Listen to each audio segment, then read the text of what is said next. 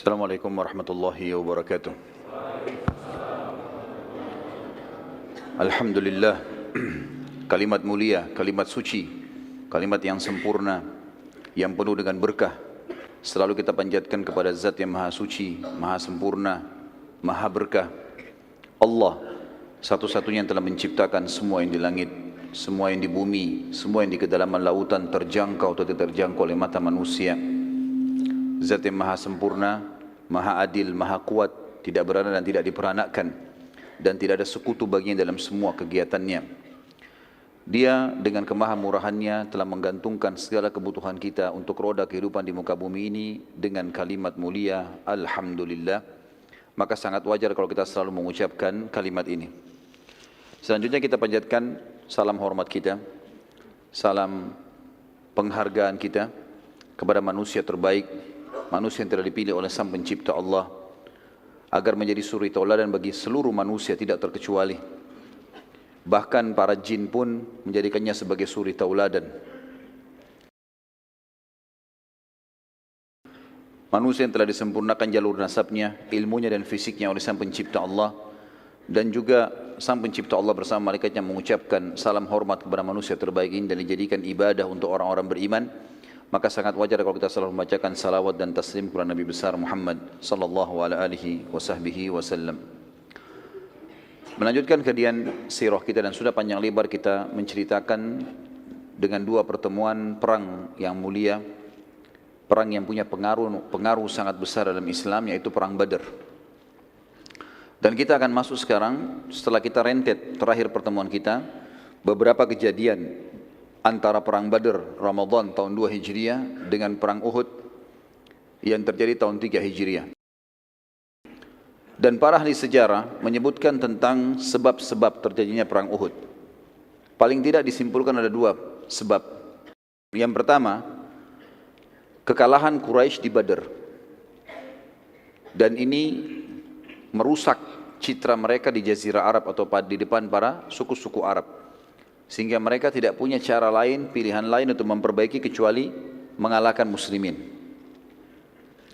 Dan ini juga tergambarkan dari sumpahnya Abu Sufyan, yang pada saat itu setelah meninggalnya tokoh-tokoh Quraisy di Badar hampir semuanya, dan tinggal dua orang, kita sudah jelaskan sebelumnya, Abu Sufyan dan Abu Lahab, dan Abu Lahab pun sudah meninggal. Sehingga tertinggal Abu Sufyan sendiri di Mekah pada saat itu. Tentu belum masuk Islam, karena masuk Islamnya di masa pembebasan kota Mekah atau pembukaan kota Mekah. Yang kedua, penyebabnya adalah orang-orang Quraisy, sebagaimana dicatat dalam sejarah dan sebelumnya, sebelum sejarah histori atau sejarah yang dicatat oleh para ahli sejarah, Al-Quran juga sudah menceritakan kalau orang-orang Quraisy sangat tergantung perekonomiannya atau kota Mekah secara khusus itu dengan perdagangan dari negeri Syam.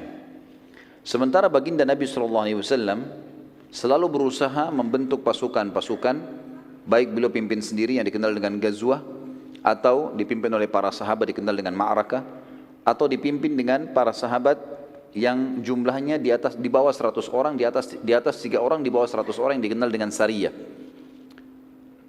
Maka orang-orang Quraisy terganggu sekali karena mereka hidup memang dari negeri Syam. Sementara semua kafilahnya berusaha untuk diserang, walaupun ada beberapa kafilah yang sempat lolos. Maka paling tidak dua penyebab ini disebutkan oleh para ahli sejarah menjadi pemicu utama terjadinya perang Uhud. Nabi SAW atau sebelumnya Al-Quran menceritakan masalah itu ya, ketergantungan Quraisy pada perdagangan atau ekonominya Mekah dengan perdagangan ini dalam surah Quraisy, surah nomor 104 ayat 1 sampai ayat 4. A'udzu billahi minasyaitonir rajim, li'ilafi Quraisy ilafihim rihlatash shita'i was-shaif falyabudu rabb hadzal bait alladzi at'amahum min ju'in wa amanahum min khauf. Karena kebiasaan orang-orang Quraisy, kata Allah, yaitu kebiasaan mereka bepergian untuk berdagang pada musim dingin dan musim panas. Kata ulama tafsir, musim panas mereka ke negeri Syam dan musim dingin mereka ke negeri Yaman untuk berdagang. Tapi kebanyakan mereka di musim dingin di Yaman mereka hanya pergi untuk rekreasi. Sementara musim panas ke negeri Syam mereka berdagang. Maka hendaklah mereka menyembah Tuhan pemilik rumah Ka'bah yang telah memberikan makanan kepada mereka untuk menghilangkan lapar dan mengamankan mereka dari ketakutan. Saksi bahasan kita, firman Allah, rihlatas syita'i was saif. Akhirnya, Quraisy karena selalu menemukan kafilahnya dihadang, dan pernah saya kasih gambaran ikhwas sekalian, kalau Jazirah Arab, di wilayah utaranya Jazirah Arab, bagian atasnya itu negeri Syam. Dan posisi Mekah, itu kalau mau ke negeri Syam harus lewati Madinah, Madinah di atasnya. Jadi Madinah itu di utara Mekah. Habis Madinah baru ke negeri Syam. Jadi mereka mau tidak mau harus lewat jalur itu, nggak ada jalur lain. Waktu itu mereka belum punya jalur lain. Apalagi mereka harus lewat darat. Maka yang terjadi teman-teman sekalian, mereka sekarang merasa terganggu, selalu dihadang. Kemudian mereka juga sudah kalah di perang Badar. Jadi tambah takut. Sekarang bagaimana caranya? Mereka ubah jalurnya.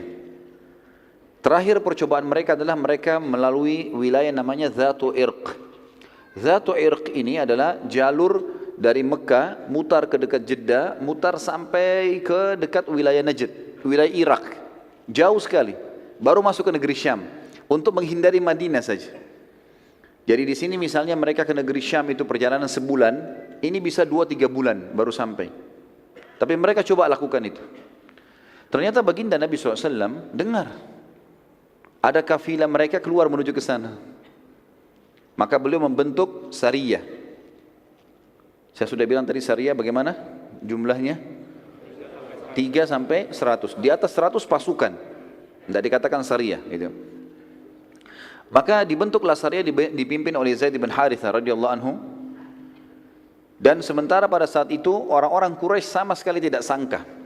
Sama sekali tidak menyangka. Ternyata Sariyahnya Zaid bin Harithah berhasil menghadang kafilah sebelum tiba di negeri Syam.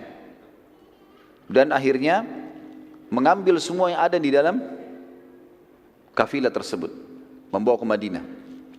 Abu Sufyan yang memimpin Mekah pada saat itu bersama dengan orang-orang Quraisy tidak pernah menyangka terjadi penyerangan ini, dan karena jalur ini pun jalur alternatif yang sudah sangat jauh diketahui muslimin, maka mereka akhirnya putus asa. Abu Sufyan akhirnya tidak ada jalan lain kecuali memotivasi masyarakat Mekah, kita harus selesaikan urusannya Madinah nih. Kalau enggak, habis semua ini, ekonomi enggak bisa. Citra kita sudah rusak karena kalah. Harus kita kalahin. Motivasi sana sini terus menerus. Puncaknya adalah pada saat Abu Sufyan menyurati suku Ghatafan. Dan suku Ghatafan kita sudah sebutkan tadi diserang oleh Nabi SAW, tetapi mereka tidak bisa, atau mereka tidak melawan dan mereka sembunyi di atas gunung. Walaupun mereka punya 10.000 personel kuda, semuanya siap perang. Suku Ghatafan waktu itu menyumbang personel perang banyak sekali. Sepertiga dari pasukan Quraisy, pasukan menyerang di Uhud nanti, itu dari Ghatafan. Jadi 1.000 orang mereka. 2.000 yang lain, Abu Sufyan berhasil mengumpul dari berbagai kabilah-kabilah Arab, suku-suku Arab. Dan belum pernah, dalam sejarah disebutkan, belum pernah Quraisy memiliki pasukan sebesar ini. 3.000 orang personel perang. Selama ini 1.000 itu sangat luar biasa. 1.000 itu waktu menyerang Badar itu sudah dianggap pasukan intinya Quraisy, itu pun kalah. Teman-teman sekalian, pasukan ini akhirnya menuju ke Madinah. Dan yang terjadi, Nabi SAW mendengarkan kejadian tersebut. Perlu saya gambarkan sedikit teman-teman sekalian. Madinah, sebenarnya sekarang Uhud itu masuk wilayah Madinah ya, masuk wilayah haram maksud saya, wilayah haram. Di zaman Nabi SAW waktu masih hidup, Uhud itu di luar gerbangnya Madinah. Jadi dulu ada temboknya Madinah, itu ada pintu gerbangnya. Uhud itu di luarnya pintu gerbang itu. Jadi kalau muslimin mau ke Uhud, maka mereka keluar dari pintu gerbang Madinah baru mereka ke Uhud itu. Pasukan Quraisy teman-teman sekalian mau menuju ke Madinah, ingin menaklukkan Madinah. Pintu gerbang Madinah yang paling dekat untuk bisa menembusnya adalah Uhud. Padahal gunung Uhud itu ada di luar tembok Madinah. Makanya dikatakan perang Uhud karena pasukan sampai ke lokasi itu, dan itu sudah pintu gerbang Madinah. Dan gunung ini pun sangat dekat.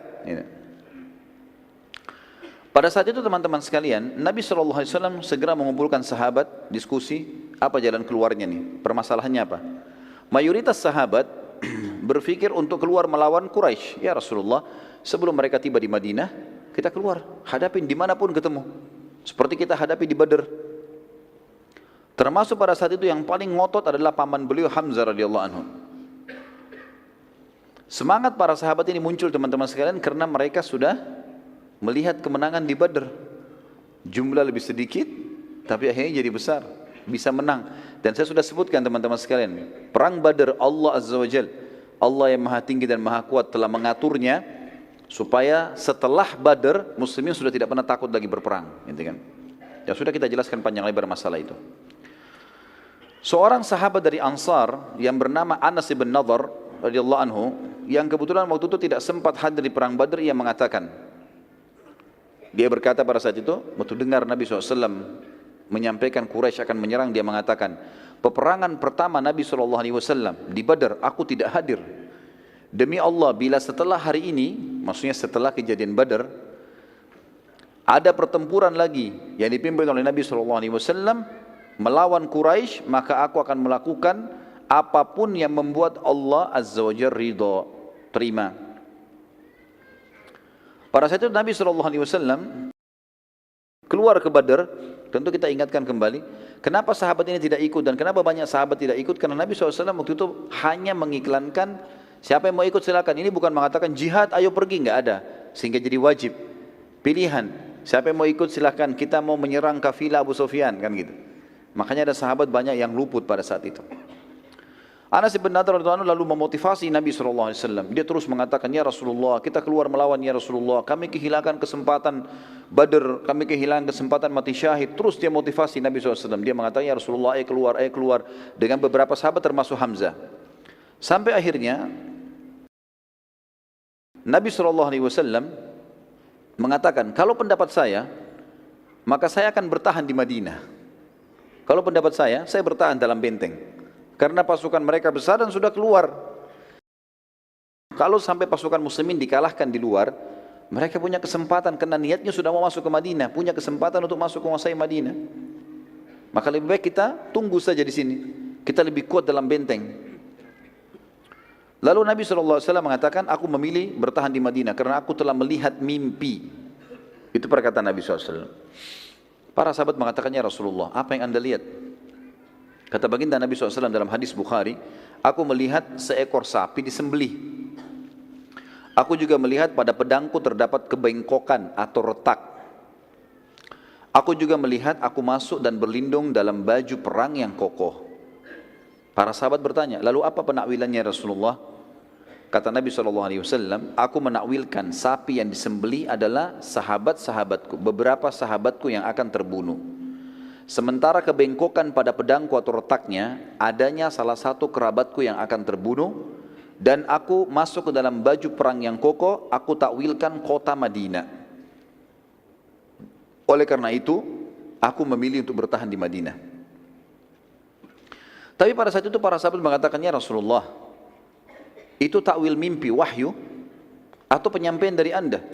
Nabi SAW mengatakan, itu penyampaian dari saya. Takwil, kalian tanya takwil, ini saya takwilkan, gitu kan?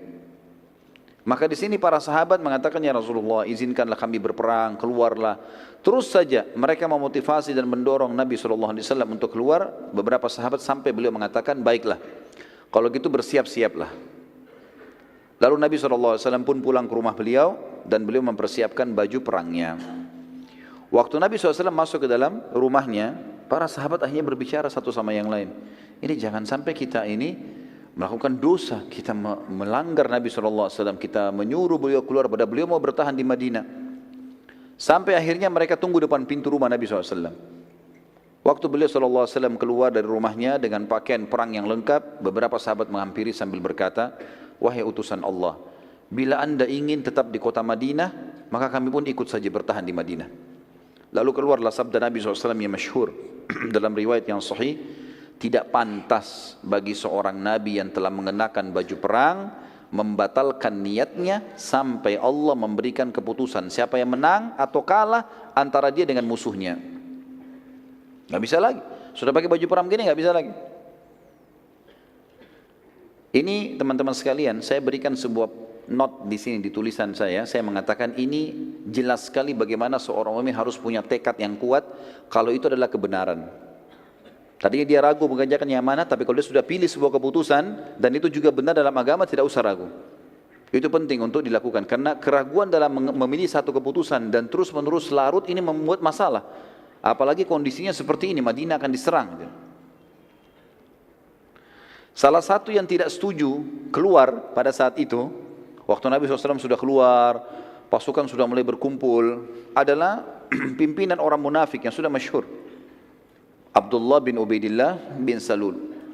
Lalu dia berkata, wahai Rasulullah, aku melihat kita bertahan di Madinah saja, karena belum pernah kami, masyarakat Madinah, karena dia dari suku Khazraj, menghadapi musuh di dalam atau di luar, kami menghadapi musuh di dalam kota Madinah kecuali kami mengalahkan musuh kami. Dan sebaliknya, setiap kami menghadapi musuh di luar Madinah kecuali kami dikalahkan. Lalu kata Nabi SAW, sudah tertekadkan, maka tidak akan ada keraguan lagi. Nabi SAW lalu keluar menuju ke Uhud. Dan kita sudah tahu, saya bilang tadi, begitu keluar pintu gerbang langsung gunung Uhud. Jadi pasukan muslim tidak pergi jauh-jauh ini. Bertahan di situ saja, cuma di luar pintu gerbang mereka. Dan pada saat itu terkumpullah dari sahabat yang mulia 700 orang. Dan Abdullah bin Abi Salul, karena tidak mau dianggap dia, Abdullah bin Ubaidillah bin Salul dianggap nanti dia tidak mau ikut, maka dia mengajak teman-temannya kaum munafikin 300 orang. Terkumpullah pasukan sekitar 1.000 orang pada saat itu. Dan pasukan Quraisy 3.000. Namun pada saat tiba di satu lokasi namanya Syaut, ya. Wilayah ini sebenarnya antara Madinah sama Uhud. Jadi ada wilayah seperti pekarangan luas antara gerbang Madinah sama kebun-kebun kurma yang ada di Uhud. Tiba-tiba saja Abdullah bin Ubaidillah bin Salul setelah melihat lokasi dan keluar, lalu dia berkata kepada sukunya, dari kaum munafikin, dari suku Khazraj, dia mengatakan, kita balik saja, dan tidak ada gunanya kita ikut. Kalau pasukan ini kalah, maka kita masih hidup di Madinah. Tujuannya dia sebenarnya adalah untuk mematahkan semangatnya kaum muslimin. Kemudian pada saat dia mau pergi pun, beberapa sahabat mengatakan, ya Rasulullah, Abdullah menarik pasukannya. Kata Nabi SAW, biarkan saja. Mungkin Allah ingin membersihkan muslimin. Maka tertinggallah 700 orang. Pada saat 300 pasukan itu kembali ke Madinah, terdapat pula 2 suku dari Ansar, dari mukminin sempat ikut-ikutan ke Madinah. Karena terpengaruh oleh 300 pasukan tadi. Mereka adalah suku Salamah dan suku Harith. Sempat 2 suku ini juga mau ikut. Jumlahnya mendekati 100 orang. Banyak sekali. Sempat mau ikut, tapi mereka akhirnya kembali setelah dikejar dan dimotivasi kembali oleh seorang sahabat yang mulia bernama Abdullah bin Amr bin Haram, ayahnya Jabir bin Abdullah. Radhiyallahu anhum ajma'in, sempat mengejar mereka dan mengingatkan besarnya pahala jihad di jalan Allah, terlebih lagi bersama Nabi SAW. Akhirnya kedua suku tadi kembali bergabung dengan muslimin. Sementara yang 300 bersama Abdullah bin Ubaidillah bin Salul tetap menolak, maka Abdullah pun akhirnya meninggalkan pasukan muslimin dan masuk Madinah, lalu kemudian mencela-cela pasukan muslimin dari atas benteng Madinah. Pasti kalian kalah, pasti kalian susah, pasti kalian begini, dengarlah. Seperti gitulah. Allah Azza wa Jalla menyebutkan kejadian tersebut dalam surah Al-Imran, surah nomor 3 ayat 122. A'udzu billahi minasyaitonir rajim. Idh hammat ta'ifatani minkum an tafshala wallahu waliyuhuma. An tafshala wallahu waliyuhuma wa 'alallahi falyatawakkalul mu'minun. Ketika 2 golongan daripadamu, yaitu Bani Salamah dari suku Khazraj dan Bani Harith dari suku Aus, yang tadi mau ikut sama orang-orang munafik, ingin mundur karena takut, padahal Allah adalah penolong bagi kedua golongan itu. Karena itu hendaklah kepada Allah saja orang-orang mukmin bertawakal. Jabir bin Abdullah radhiyallahu anhu menanggapi ayat tersebut di atas seraya berkata, aku tidak menyesal karena kami dikalahkan di Uhud. Karena Allah Azza wa Jal, Allah yang maha suci dan maha tinggi, berfirman, sementara Allah lah wali mereka atau penolong mereka. Para sahabat sempat memberi masukan pada Nabi SAW agar meminta bantuan pada sekutu mereka, orang-orang Yahudi di Madinah. Namun Nabi SAW menolak karena mengetahui kalau Yahudi kaum yang suka gemar berkhianat. Nabi mengatakan SAW, kita cukupkan dengan 700 ini. Tiba di lokasi Uhud teman-teman sekalian, baginda Nabi SAW lalu kemudian mengatur strategi dengan para sahabat karena Quraisy belum tiba. Kata beliau, tunjukkan, kata Nabi SAW kepada sahabat, tunjukkan saya jalan menuju ke satu lokasi yang menjadikan Uhud di punggung kita. Dan itu tidak melewati lokasi yang umumnya, bukan dari pintu gerbang menuju ke sana. Tujuannya agar orang-orang munafik yang ada di atas benteng dan orang-orang Yahudi itu supaya tidak tahu ke arah mana pasukan muslimin berkemah dan tidak memberitahukan kepada Quraisy. Maka ada seorang sahabat mengatakannya, Rasulullah, saya tunjukkan kepada anda dan kita harus melewati kebun-kebun kurma. Pada saat itu penuh dengan pohon kurma tentunya, dan sampai sekarang di sekitar Uhud itu penuh sekali, banyak pohon-pohon kurma, tapi sebagian sudah dibongkar menjadi lokasi pemukiman. Dan Nabi SAW meminta ini agar betul-betul beliau sudah ada di lokasi peperangan, memilih lokasinya, menjadikan gunung di belakangnya. Juga di dekat gunung itu yang ada kebun-kebun kurma yang Nabi SAW menjadikan target, ada sumur-sumur agar para mujahidin bisa minum. Saat tiba di lokasi itu atau sementara ke sana, mereka melewati kebun satu orang munafik namanya Rubai'i bin Qaidi. Rubai'i ini orangnya buta dan dia munafik, dia dengar Abdullah bin Abi Salul dan teman-temannya sampaikan, pasukan Muhammad lagi menuju ke kebunmu, jangan kau biarkan lewat. Maka dia berusaha mengatakan, jangan lewat kebunku. Waktu Nabi SAW pamit baik-baik, pamit sama dia, suruh pasukan biarin lewat. Dia bilang jangan lewat kebun, nanti kalian merusaknya. Lalu terus saja dia menolak. Tidak ada jalan lain untuk memutari di sekitar tebing-tebingnya atau sekitar lerengnya Uhud, harus lewat kebunnya orang ini. Maka pada saat itu para sahabat pun akhirnya mengatakan kepada Nabi SAW, ya Rasulullah, tidak ada jalan lain. Kata Nabi SAW, jalanlah, lewatin kebunnya, jangan sampai dirusak. Kata beliau, biarkan saja dia, sungguh dia buta mata dan buta hatinya. Lewati tapi jangan buat rusak. Maka lewatlah pada saat itu, dan Rubai sempat mencaci maki muslimin tapi tidak dihiraukan. Nabi SAW saat selesai menyusun, tiba di lokasi yang diinginkan. Tentu kalau kita berada, biasanya kalau saya bimbing umroh teman-teman sekalian, di lokasi Uhud saya tunjukkan. Ada memang titik di mana pasukan pada saat itu tiba di sebelah pinggiran gunung Uhud. Ya. Dan itu memang kalau dilihat posisinya, Uhud di belakang dan Mekah di hadapan gitu. Posisinya pas seperti itu. Di sebelah kirinya pasukan itu ada Bukit Pemanah. Bukit Pemanah yang berada antara lokasi pasukan muslimin dengan gerbangnya Madinah. Nabi SAW memberi instruksi penting pada saat itu kepada para pemanah. Keluar 50 orang, kalian harus ada di atas sana, dipimpin oleh Abdullah bin Jubair radhiyallahu anhu. Naik di atas sini. Jangan tinggalkan bukit ini sampai ada instruksi dariku. Walaupun kalian lihat pasukan menang atau kalah, pokoknya kita menang atau kita kalah, jangan tinggalkan bukit ini. Pesan. Baiklah, naik semuanya 50 orang. Dan pemanah zaman dulu teman-teman sekalian itu sama dengan sniper kita sekarang, ahli tembak. Bahkan kalau orang-orang yang mahir, mereka bisa melepaskan beberapa anak panah dengan satu tarikan, gitu kan? Dan itu kalau tepat sasaran dia bisa membunuh beberapa orang. Maka ini kekuatan muslimin di situ tadi. 50 orang ditaruh di Bukit Pemanah dan 650 bersama Nabi SAW. 649 sama Nabi SAW. Allah Azza wa Jal menjanjikan bila sahabat bersabar dalam perang Uhud dan patuh pada perintah Nabi SAW. Ini janji Allah. Kalau mereka patuh, ikuti instruksi Nabi, akan membantukan 3.000 pasukan dari malaikat. Di Badr ada berapa malaikat? 1.000. Sudah kita jelaskan tadi. Ini 3.000 dijanjikan dari malaikat. Bahkan bila disiplin, mereka patuh, Nabi bilang serang, tidak, maka Allah janjikan menurunkan 5.000 malaikat. Jumlah orang kafir 3.000. Allah mau turunkan seimbang, jumlah kafir 3.000, malaikat 3.000. Di perang Badar jumlah kafir 1.000 turun 1.000, kan gitu. Tapi Allah janjikan untuk menenangkan muslimin, kalau kalian sabar, disiplin, patuh, 5.000 saya turunkan. Allah ceritakan dalam surah Al-Imran, surah nomor 3 ayat 123 sampai 125. A'udzu billahi minasyaitonir rajim. Wa laqad nasarakumullahu bi Badrin wa antum adhillah fattaqullaha la'allakum tashkurun.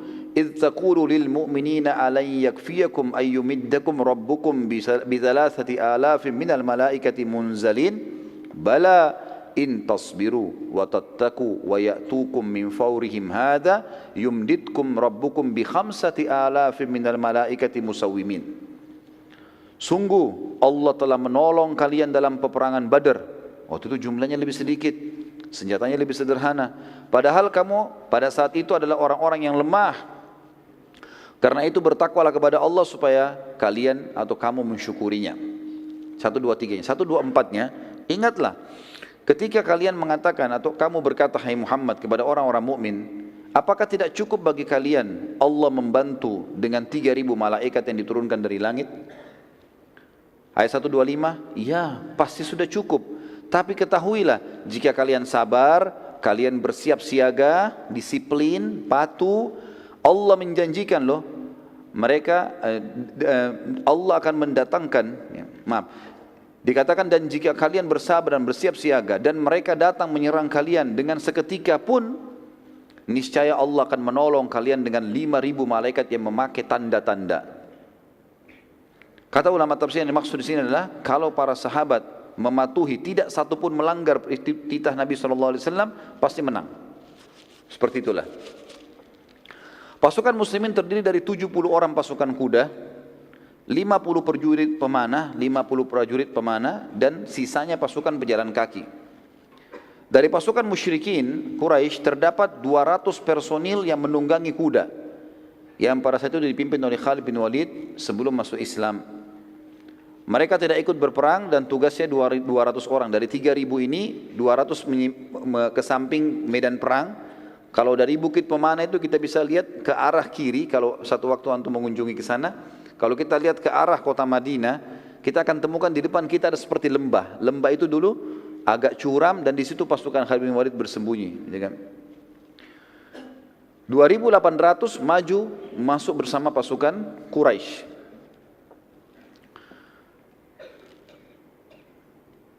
Mereka tidak ikut berperang Khalid bin Walid tentunya dan memantau peperangan dari jauh dan mencoba melihat kekuatan muslimin ada di mana.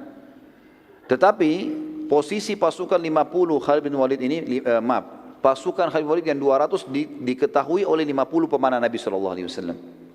Maka Abdullah bin Jubair sempat mengatur strategi di atas 50 orang ini dibuat melingkari gunung. Bukit Pemanah dibuat melingkari sehingga mereka bisa memanah ke seluruh penjuru. Termasuk ke pasukan 200 orang ini kalau mereka coba maju menyerang muslimin dari belakang. Kita dengarkan ada subjudul teman-teman sekalian tentang motivasi perang Nabi SAW untuk para sahabat. Dan ini termasuk sunnah Nabi SAW. Setiap kali pasukan sudah berhadapan, supaya jiwa-jiwa siap untuk berperang dimotivasi. Dan kita sudah dengar bagaimana motivasi Nabi SAW di Badar. Sekarang kita lihat motivasi Nabi SAW di Uhud. Di antaranya adalah kalau di tulisan saya berikan huruf A, artinya ada beberapa pilihan. Yang pertama kisah anak-anak yang ikut perang. Anak-anak di sini maksudnya adalah dianggap umur yang masih sangat muda. Dalam pasukan muslimin terdapat anak-anak yang masih kecil yang juga ikut berperang dari dalam kota Madinah dan sempat tiba di medan perang. Namun Nabi SAW memilah mereka. Dan ada yang dipulangkan karena tidak layak ikut perang, terlalu kecil, dan ada juga yang dibiarkan ikut oleh Nabi SAW. Di antara kisah yang unik di sini adalah ada seseorang yang ditolak oleh Nabi SAW yang bernama Abdullah bin Umar dan Usama bin Zaid radhiyallahu anhuma. Ini ditolak oleh Nabi SAW, dianggap masih umur 12 tahun, 13 tahun waktu itu. Dipulangkan, tidak boleh ikut. Namun terdapat anak-anak lain yang diikutkan oleh Nabi SAW karena keterampilan mereka. Di antara kisahnya adalah terdapat seorang anak kecil yang berumur 13 tahun. Pada saat melihat Abdullah bin Umar dan Usama bin Zaid ditolak, ia berkata, wahai Rasulullah, aku mahir dalam memanah. Lalu Nabi SAW mengetesnya dan ternyata betul-betul dia mahir dan tidak meleset panahannya. Beberapa sasaran dilempar, ditunjuk oleh Nabi SAW, dia mana tepat kena. Maka ini diikutkan, tapi maaf saya tidak temukan nama orang ini, tapi jelas ini anak umur 13 tahun disebutkan oleh buku-buku sejarah.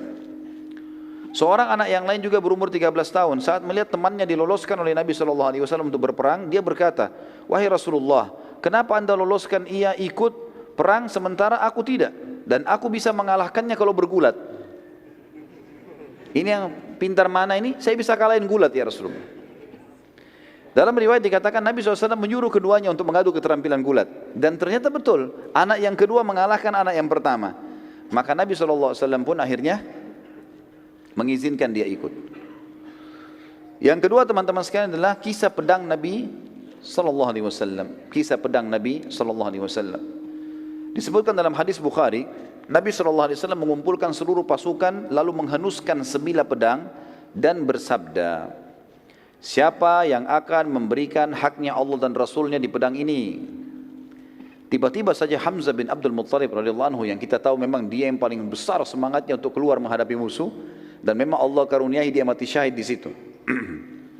Tiba-tiba berdiri dan mau mengambil dari tangan Nabi SAW. Nabi SAW tarik. Hamzah dikenal dengan singa, orang yang sangat luar biasa, perkasa, pemberani. Lalu Nabi SAW ulangi lagi. Setelah Hamzah mengatakan, aku ya Rasulullah, Nabi SAW tarik. Nabi SAW ulangi lagi. Siapa yang mau memberikan haknya Allah dan Rasulnya di pedang ini? Berdiri yang kedua Ali bin Abi Thalib radhiyallahu anhu. Orang juga yang muda tapi kuat sekali, punya kekuatan fisik, keterampilan perang. Nanti kita lihat keterampilannya luar biasa kalau pada saat kita ceritakan tentang kisah perang Ahzab. Maka Ali pun berdiri mengatakan, saya Rasulullah, langsung mau memegang pedang itu. Karena dianggap ini kemuliaan, pedangnya Nabi SAW dikeluarkan lalu dikasih. Siapa yang mau berikan hak Allah dan Rasulnya di sini? Ternyata Nabi SAW tarik lagi. Suruh Ali duduk. Ulangi lagi, siapa yang mau memberikan haknya Allah dan Rasulnya di pedang ini? Berdiri Zubair bin Awam, yang sudah kita tahu kisahnya. Di perang Uhud, di perang Badr, bagaimana dia membunuh Abu Kabs, melempar tombak di antara dua matanya tembus sampai ke otaknya, gitu kan? Berdiri mengatakan, saya Rasulullah. Nabi SAW tarik lagi, suruh duduk. Diulangi lagi, siapa yang akan memberikan haknya Allah dan Rasulnya di pedang ini? Mikdad berdiri. Mikdad ini diisyaratkan oleh Umar bin Khattab seperti kekuatan 1000 orang. Suaranya keras, cepat kalau menyerang, macam-macam keterampilannya. Berdiri lagi, aku ya Rasulullah, mau dipegang lagi. Ditarik lagi oleh Nabi SAW, suruh duduk. Diulangi lagi, siapa yang mau memberikan haknya Allah dan Rasulnya di pedang ini? Maka perlu digarisbawahi teman-teman sekalian, keempat sahabat yang sudah lewat ini dianggap ini jawaranya muslimin. Keempat orang ini. Bahkan setiap orang di antara mereka bisa dihitung kekuatan 1000 orang. Sebagaimana diriwayatkan oleh Umar bin Khattab pada saat mengutus pasukan pembebasan Mesir kepada Amr bin As. Waktu itu Amr memiliki 8000 personil. Dan Amr tulis surat kepada Umar bin Khattab yang berbunyi, wahai Amirul Mukminin, genapkanlah pasukan kami 12.000 sehingga kami mendapatkan hadis Nabi SAW, tidak akan dikalahkan umatku yang berjumlah 12.000. Ya. Maka Umar bin Khattab pun mengirim 4 orang dari Madinah. Kan jumlahnya 8.000 kan? Butuh berapa ribu sekarang? Untuk 12.000. Butuh 4.000. Umar bin Khattab kirim 4 orang, bukan 4.000. Yang dikirim itu adalah diantaranya Mikdad, yang ini. Diantaranya Zubair bin Awam, diantaranya Sa'ad ya, bin Abi Waqqas. Ya, ini dikirim. Maka mereka punya kekuatan yang luar biasa. Maka setelah keempat sahabat ini ditolak, dan Nabi SAW masih ulangi, siapa mau memberikan haknya Allah dan Rasul di pedang ini, mereka saling lihat satu sama lain, kira-kira siapa nih? Ada satu sahabat mulia, pintar, cerdas orang ini, yang kita kenal dengan Abu Dujana, Syammah radhiyallahu anhu. Beliau mengatakan, ya Rasulullah, apa haknya Allah dan Rasulnya di pedang itu? Ini yang Nabi tunggu ini. Jangan main langsung ambil. Tanya dulu untuk apa ini? Apa haknya? Bukan main ambil terus mau diapain pedangnya? Ya. Maka Nabi SAW mengatakan kalimat yang mulia teman-teman sekalian. Dan ini kita bisa lihat bagaimana rahmatnya Nabi SAW bagi kafir zimmi. Orang-orang kafir yang di bawah naungan pemerintah Islam. Beliau toleransi, beliau memaafkan, beliau memberi. Tapi di medan perang beda lagi sama kafir harbi ini. Tegas sekali beliau mengatakan, engkau mengambil pedang ini dan engkau menghantamkan pada musuhmu pakai perang sampai bengkok. Bisa? Bisa. Baik, Abu Dujana diambil. Maka Abu Dujana waktu itu teman-teman sekalian dia lagi pakai imamah warna hitam. Diganti sama dia. Ganti imamah warna merah. Dan imamah merah ini adalah tanda saya siap mati. Seperti itulah waktu mereka yakini seperti itu. Lalu Abu Dujana mengambil pedang tersebut dengan bangganya dan meletakkan di dadanya. Sambil dia maju ke pasukan Quraisy waktu datang, waktu sudah kelihatan dia maju menunjukkan keterampilannya dengan pedang itu. Maka kesannya kayak ada kesombongan. Para sahabat melihat, mereka khawatirnya Abu Dujana sombong ini. Kata Nabi SAW dalam hadis Bukhari, sesungguhnya cara seperti ini kayak Abu Dujana ini dimurkahi Allah. Allah enggak suka dengan kesombongan. Kecuali di tempat ini. Di depan musuh silahkan. Tunjukkan, enggak ada masalah. Seperti itulah. Baik, kita lanjut sebentar ya. Maka Ka'ab radhiyallahu anhu berkata, aku sempat penasaran ingin tahu seperti apa Abu Dujana memberikan haknya Allah dan Rasul di pedang itu. Abu Dujana sudah bawa nih, perang berkecamuk. Apa ini yang dia lakukan nih? Kata Ka'ab, sampai saya tidak nyerang musuh, hanya ikuti Abu Dujana. Lihat dia buat apa ini dengan pedang itu. Lalu aku pun mengikutinya dari belakang, ke kiri, ke kanan, dia nyerang musuh, terus dilihat. Saat itu di kancah peperangan terdapat seseorang dari pasukan kafir Quraisy sangat kuat, tidak terkalahkan. Setiap kali dia memukul, setiap kali dia datang, banyak di antara pasukan muslimin menghindar dari orang itu. Karena kuatnya kelihatan, kekar, pedangnya besar gitu kan. Kata Ka'ab, saya berdoa sama Allah di kancah peperangan supaya ketemu dengan Abu Dujana. Maka dia bilang, Allah pun menerima doa saya. Tiba-tiba keduanya bertemu. Padahal tadinya terpisah di medan perang. Tiba-tiba berhadapan dan tiba-tiba saling menyerang. Maka saya pun menyaksikan pertempuran yang terjadi yang sangat dahsyat. Sampai debu-debu pada berterbangan, saling nyerang satu sama yang lain. Terus saja dengan kekuatan-kekuatan yang luar biasa. Abu Dujana dipukul, dia tangkis sama perisainya. Abu Dujana menyerang, orang itu juga menangkis. Terus sampai debu berterbangan sana sini. Kata beliau, sampai akhirnya Abu Dujana pada saat itu saling pukul dengan sangat keras. Maka perisai Abu Dujana lepas dan pedang orang kafir itu melengket, dan Abu Dujana juga menghantam perisai musuh, pecah. Akhirnya kena si kafir, terbelah bagian kepalanya, mati. Gitu kan? Abu Dujana rupanya dengan hikmah Allah ini dia tahu kalau Ka'ab ada di belakangnya. Begitu selesai dia bunuh orang kafir, dia mengatakan, dia balik ke arah Ka'ab, wahai Ka'ab, apa pendapatmu? Dari tadi ini kau tunggu, apa pendapatmu sekarang? Maka akhirnya Ka'ab pun mengatakan, engkau telah memberikan haknya dan Rasulnya. Dan di sini teman-teman sekalian, tidak masuk dalam masalah sombong di sini. Tidak masuk. Fa amma bi ni'mati rabbika fahaddits, masuk dalam firman Allah di sini. Dia melakukan apa yang Allah Rasul perintahkan, maka dia bisa mengatakan, saya sudah melakukan. Sudah lihat kan saya sudah lakukan? Gitu. Seperti itulah ya. Bagaimana hajimu kemarin? Ya saya sudah coba lakukan semaksimal mungkin. Enggak ada hubungannya dengan riya, kecuali dia niat untuk itu. Jadi harus dibedain mana yang boleh, mana tidak boleh. Maka di sini Abu Dujana tidak sama sekali hubungannya dengan riya, tapi beliau tunjukkan, karena ini orang yang mau lihat nih, saya sudah kasih haknya.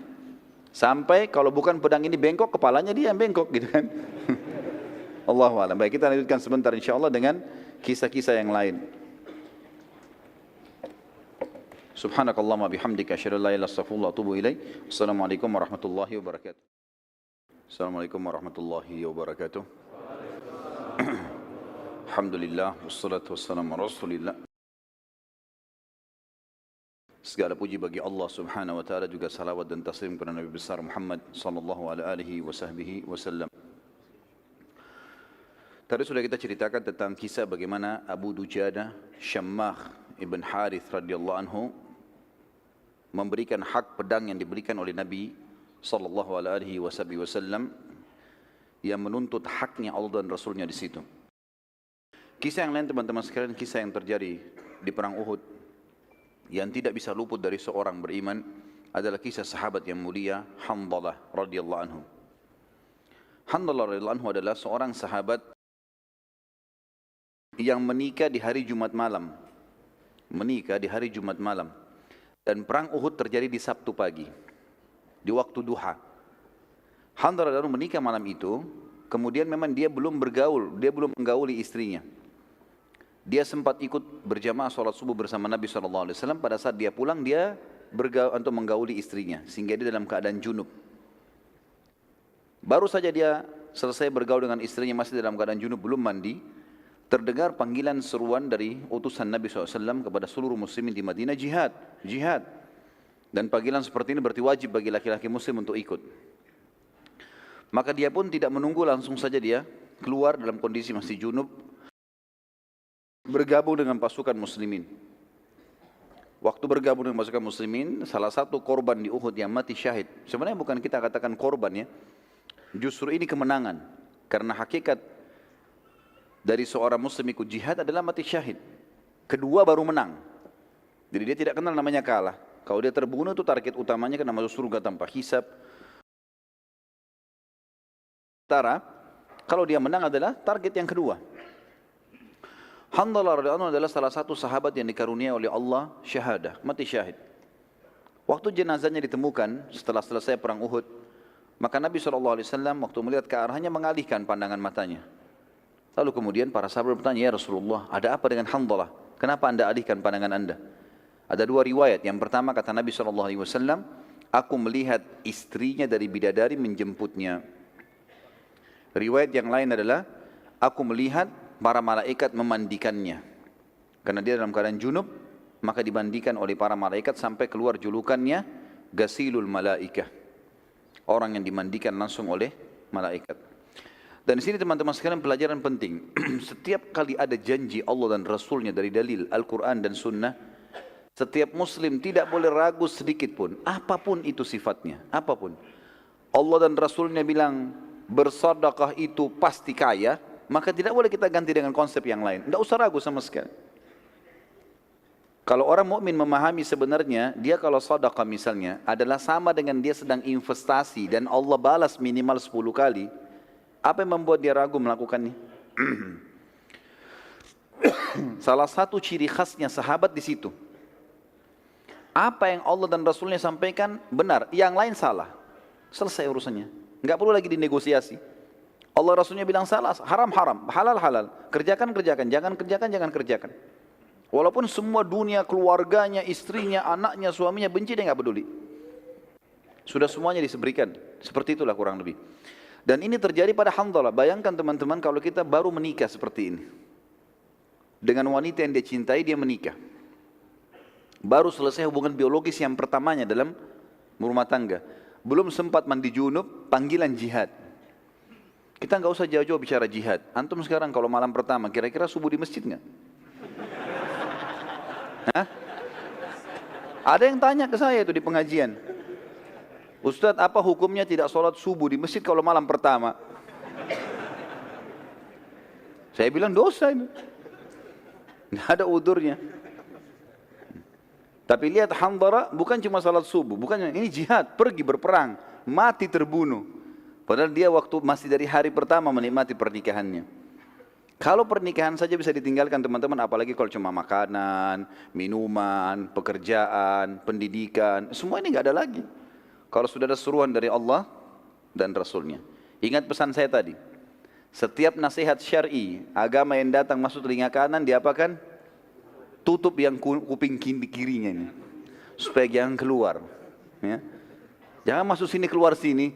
Saya datang lagi bulan depan tanya lupa. Ya. Tapi kayaknya kalau kisah Hanzalah nggak lupa deh. Terutama yang laki-laki. Dan kisah mereka teman-teman, kisah para salihin, para salaful ummah yang sampai kepada kita ini bukan hanya sekedar untuk dikenang dan didengar ya.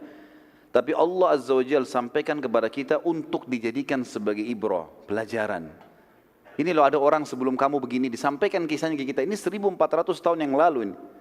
Sampai kepada kita di malam ini teman-teman di sini. Dan itu saja, kita tidak menghadiri saja, kita bukan Hanzalahnya. Kalau saya yakin teman-teman memiliki iman, merasa bergetar. Luar biasa ya gitu. Padahal sudah 1400 tahun yang lalu Allah sampaikan teman-teman. Supaya kita sadar, oh ternyata yang janjikan Allah ini enggak salah, pasti benar. Dan tidak boleh ada keraguan sama sekali. Saya sarankan teman-teman kalau ikuti ceramah di YouTube, ada judul saya, ceramah saya itu judulnya, Hai Muslim, inilah pondasi agamamu. Saya bicara masalah keyakinan. Bagaimana itu harus ditanamkan dalam hati seseorang Muslim. Tidak boleh ragu sama sekali. Dan keyakinan terhadap apa yang Allah dan Rasul janjikan akan membuat ketenangan jiwa. Dan semua masalah dunia akan jadi kecil. Kisah yang unik juga yang terjadi di Uhud, teman-teman sekalian. Kisah dua orang, Khuwairik, pendeta Yahudi, dan Kazman, salah satu penduduk asli Madinah. Pada saat seruhan Nabi SAW dikumandangkan hari Sabtu pagi di waktu duha, jihad, Khuwairik ini pendeta Yahudi, dia dengar. Tiba-tiba Khuwairik dalam riwayat Sahih dikatakan berdiri lalu memotivasi para Yahudi dari menara benteng mereka. Hai Yahudi, keluarlah, masuk Islamlah. Kalian tahu Muhammad adalah utusan Allah. Demi Allah kalian membaca dalam kitab kalian Taurat, ciri-cirinya disebutkan nenek moyang kalian hijrah ke Madinah gara-gara Nabi ini. Sekarang dia kumandangkan jihad, mati masuk surga. Keluarlah. Pendeta yang panggilin, pendeta mereka. Apa jawaban orang Yahudi? Hai Khuwairik, hari Sabtu. Hari Sabtu hari raya, enggak boleh perang, enggak usah perang, enggak boleh apa-apa. Agama kita. Khuwairik tahu Taurat. Apa kata Khuwairik? Tapi ada dalam kitab Taurat isi ayat yang diperintahkan kepada Musa alaihissalam, karena nabi-nabi sebelum Nabi Muhammad SAW hidup sezaman, seperti Nabi Musa alaihissalam sezaman dengan mertuanya Syuaib alaihissalam. Dalam salah satu ayat Taurat itu ada isinya, kalau Musa alaihissalam berdakwah di Mesir sama Palestina, bila di wilayah lain ada nabi yang Musa tahu, Musa beritakan itu nabi, kemudian dia panggil jihad, yang di sini harus bantu yang di sana. Baiklah, kalian tidak beriman pada Muhammad, tapi kalian tahu dia nabi, Yahudi semua tahu. Ikuti ayat Taurat, bantu dia, minimal bantu. Sama jawabannya, kami enggak mau ini hari Sabtu, orang enggak boleh perang hari Sabtu, hukum Taurat, alasan. Macam-macam. Kata Khuwairik, kalau begitu saya sendiri akan pergi. Dia jalan sendiri dari benteng Yahudi menuju ke masjid Nabi SAW waktu Nabi lagi susun pasukan. Lalu dia mengatakan, ya Rasulullah, bukan lagi panggil nama Nabi SAW, karena orang Yahudi suka kurang ajar, panggil nama Nabi SAW gitu kan. Dia mengatakan, ya Rasulullah, asyhadu an la ilaha illallah wa anna Muhammad Rasulullah. Langsung syahadat, gak pakai tanya-tanya apa-apa ini. Nabi SAW sambut dia. Dia mengatakan, ya Rasulullah, saya ingin ikut berperang. Kata Nabi SAW, bergabunglah dengan pasukan muslimin. Sudah selesai, ikut perang. Waktu berkecamuk perang teman-teman sekalian, rupanya Khuwairik dibunuh oleh orang Quraisy, mati. Waktu Nabi SAW kumpulin jenazah muslimin, ada jenazahnya Khuwairik. Nabi SAW senyum waktu lihat jenazahnya. Para sahabat mengatakan, kenapa ya Rasulullah? Ini seperti kasus tadi Hanzalah, tapi ini berbeda.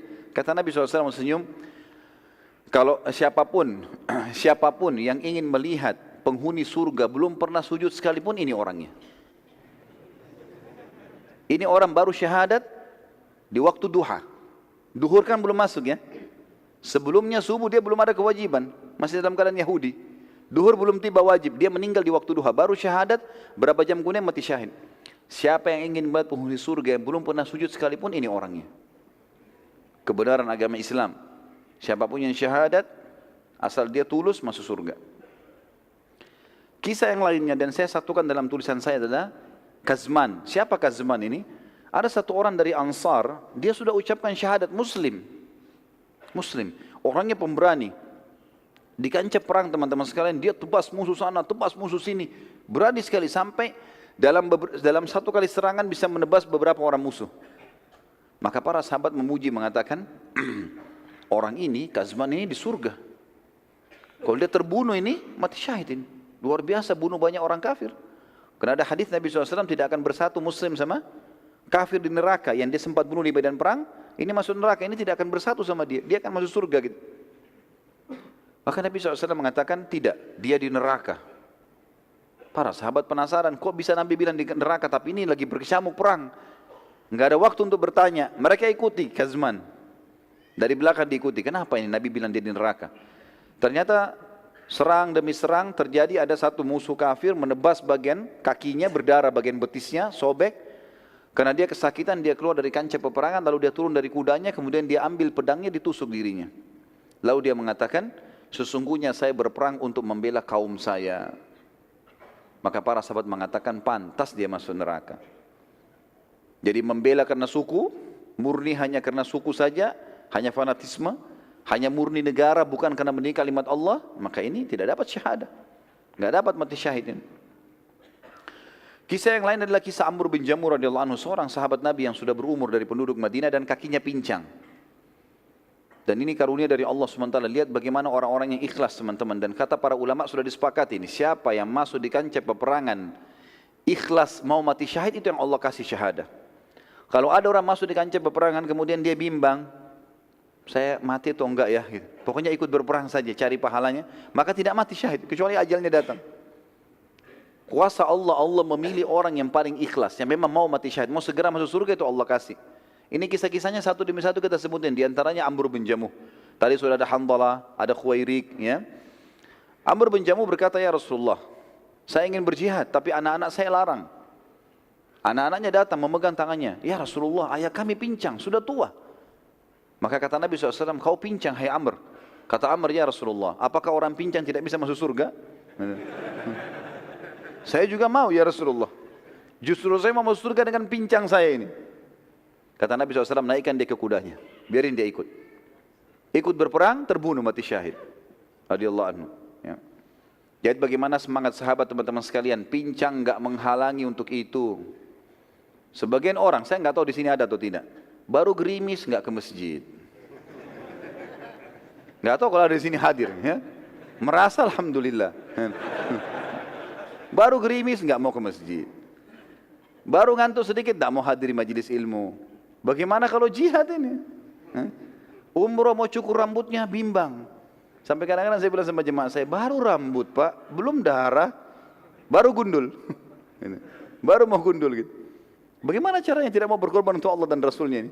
Padahal Allah yang membuat di urat saraf kita mengalir darah-darahnya, otot-otot dia yang rangkaikan dengan tulangnya segala macam, dulu kita tidak mau berkorban untuknya. Ambil pelajaran teman-teman dari para sahabat ini. Enggak setengah-setengah, janji Allah dan Rasulnya memang sudah pasti benar, jalani. Yang lain kisah Zubair bin Awam. Jadi ini terulang lagi teman-teman sekalian. Hampir mirip dengan kisah Abu Qabs tadi. Rupanya ada lagi di pasukan kafir Quraisy orang yang mirip Abu Qabs di perang Badr tadi. Badannya besar, besi semua dari kepala sampai kaki kudanya, menyerang muslimin, nyusahin. Sahabat ngeluh lagi ke Nabi, ya Rasulullah, ada lagi nih pasukan kafir Quraisy. Nabi panggil lagi Zubair, panggil Zubair, suruh hadapi. Zubair datang lagi. Zubair mengatakan, demi Allah, saya tidak melihat sedikit pun ada celah di mukanya orang ini. Sama tadi, dikelilingi, dicari, sampai Zubair mengatakan, saya melihat kasus yang sama dengan yang di Badr. Celahnya cuma di antara dua matanya. Maka saya pun melempar tombak di tempat yang sasaran itu, dan dia mati terbunuh. Sama dengan kasus tadi di Badr. Dan ini juga termasuk teman-teman sekalian sudah saya jelaskan, bagaimana seorang muslim memiliki keterampilan dan kejelian. Dan kata Nabi SAW dalam sebuah hadis yang sahih, Inna Allah yuhibbu min abdin idza amila amalan an yutqinahu. Allah sangat suka, cinta dengan seorang hamba kalau dia kerjakan satu perbuatan, dia menguasainya. Jangan terlalu bercabang teman-teman, kuasai bidang ini, pindah ke bidang lain, setelah ini dikuasai. Lebih baik kita terkenal dengan satu bidang dan kita dikenal, itu tuh lebih baik. Nabi Daud alaihissalam fokus sebagai tukang besi, udah terkenal dengan itu. Walaupun keterampilan lain bisa, tapi ini ada yang dia kuasai, dikuasai dengan sangat matang, gitu kan? Zubair dan para sahabat ini memang banyak mereka menguasai bidang-bidangnya, dan ini bagian daripada syariat kita.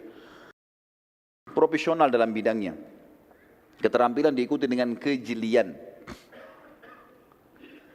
Kita sebutkan juga beberapa kisah prajurit kafir di kancah peperangan Uhud teman-teman sekalian. Di antaranya kisah Abu Amir. Abu Amir ini asli penduduk Madinah dan dia dulunya berusaha untuk menyatukan Aus dan Khazraj, dua suku yang nanti dikenal Ansar setelah Islam. Sebelum Islam masuk ke Madinah, Abu Amir ini mau menobatkan diri menjadi rajanya Aus dan Khazraj. Daripada kalian perang, saya jadi raja kalian, saya akan menyatukan. Dia orang kaya. Subhanallah, dengan hikmah Allah datang waktu Islam mulai masuk ke Madinah, gitu kan? Kemudian Nabi SAW hijrah ke Madinah, seluruh penduduk Madinah ini Aus dan Khazraj masuk Islam. Dan mereka tidak mau lagi mengangkat Abu Amir sebagai rajanya. Abu Amir kecewa. Karena dia kecewa, dia nggak mau masuk Islam, dia tinggalkan Madinah menuju ke negeri Syam. Waktu dia dengar di perang Uhud orang-orang Quraisy menyerang Madinah, dia kembali. Lalu kemudian dia masuk ke Madinah dan dia mulai ribut. Dia mengatakan kepada muslimin waktu itu orang Madinah, Ngapain kalian ikuti Muhammad? Ikuti saya. Saya dari suku kalian, Muhammad pendatang. Saya akan membuat Quraisy pulang, tidak jadi menyerang kalian. Tapi nggak ada satupun orang yang mau ikuti dia ini.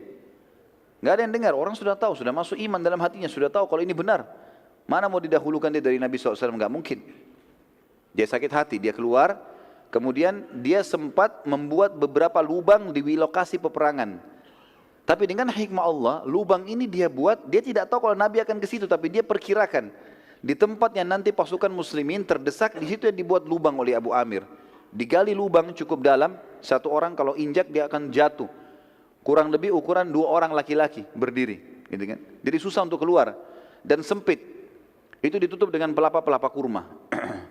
Dibuat beberapa tempat sama dia. Dan ini nanti salah satu lubang ini yang Nabi SAW jatuh di dalamnya pada saat pasukan muslimin terdesak. Setelah buat lubang-lubang ini, dia bergabung dengan pasukan Quraisy. Dia bergabung dengan pasukan Quraisy, tapi akhirnya dia juga terbunuh bersama dengan pasukan Quraisy. Ini di antara kisah salah satu orang kafir yang perlu ditahu namanya, karena dia bergabung dengan pasukan Quraisy. Yang lain adalah Jubair ibn Mut'im. Ini juga salah satu tokoh Quraisy. Dia memiliki budak yang kita sudah tahu namanya Wahsy. Dan dia kebetulan paman Jubair itu dibunuh oleh Hamzah di Badr. Pamannya dibunuh oleh Hamzah di Badr. Maka dia bilang, "Hai Wahsy, kalau kau bisa membunuh Muhammad atau membunuh pamannya Hamzah yang telah membunuh pamanku, kau bebas. Enggak jadi budak lagi." Mendengar perkataan ini, Hindun binti Utbah, istrinya Abu Sufyan, berkata juga kepada Wahsy, "Hai Wahsy, kalau kau bisa bunuh Hamzah, dia telah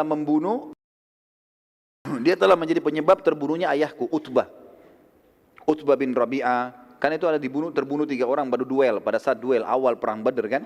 Ada Utbah bin Rabi'ah, ada Syaibah bin Rabi'ah, ada Walid bin Utbah. Ini kan Walid bin Utbah saudaranya Hindun. Utbah bin Rabi'ah ayahnya, Syaibah bin Rabi'ah pamannya. Ini 3-3-nya mati. 2 orang mati di tangannya Hamzah. Gitu kan? Di awal duel di perang Badr. Maka Hindun pun berkata kepada Wahsy, "Hai Wahsy, kalau kau lakukan itu, kau ikuti majikanmu Jubair bin Mut'im ini membunuh Hamzah, maka aku pun akan memberikan kau hadiah. Dia bebaskan kamu, saya akan berikan kamu hadiah." Maka Wahsy pun akhirnya masuk ke dalam kancah peperangan. Dan Wahsy mengatakan, nanti akan kita ceritakan kisahnya, bagaimana dia mengatakan, "Saya masuk di kancah peperangan tidak berpikir untuk membunuh muslimin kecuali Hamzah. Karena saya ingin bebas. Saya nggak pernah ikut-ikut, nggak mau ganggu orang, nggak mau apa-apa. Saya mau bunuh Hamzah untuk saya lolos." Gitu kan. Dan dia tahu Hamzah sangat kuat. Nanti kita ceritakan bagaimana prosesi dia membunuh Hamzah. Hamzah sangat kuat. Setelah tertombak pun masih kuat, masih mengejar Wahsy. Gitu kan. Tapi ini saya sampaikan secara umum dulu tentang beberapa prajurit-prajurit yang masuk ya dari orang kafir ke pasukan Quraisy yang bergabung ya, yang bukan dari orang Quraisy. Tadi Abu Amir dari Madinah, kemudian ini Wahsy budak berkulit hitam dari Ethiopia. Kemudian juga ada budak yang lain namanya Suwaid. Ini budaknya suku Abdiddar. Dan kita akan ceritakan nanti bendera itu di zaman dulu kalau perang teman-teman adalah simbol kemenangan. Kalau bendera masih berdiri berarti masih kuat pasukan, walaupun pasukannya tinggal sedikit. Kalau bendera jatuh walaupun pasukan banyak berarti sudah kalah. Jadi yang pegang bendera ini harus orang kuat karena dia jadi sasaran serangan. Nah Suwaid ini adalah budak Abdiddar yang akan memegang bendera Quraisy terakhir sebelum Quraisy kocar-kacir. Dan dianggap oleh ahli sejarah dia masuk untuk membunuh ya. Dia masuk untuk memegang kembali bendera agar pasukan Quraisy mengalahkan muslimin ya.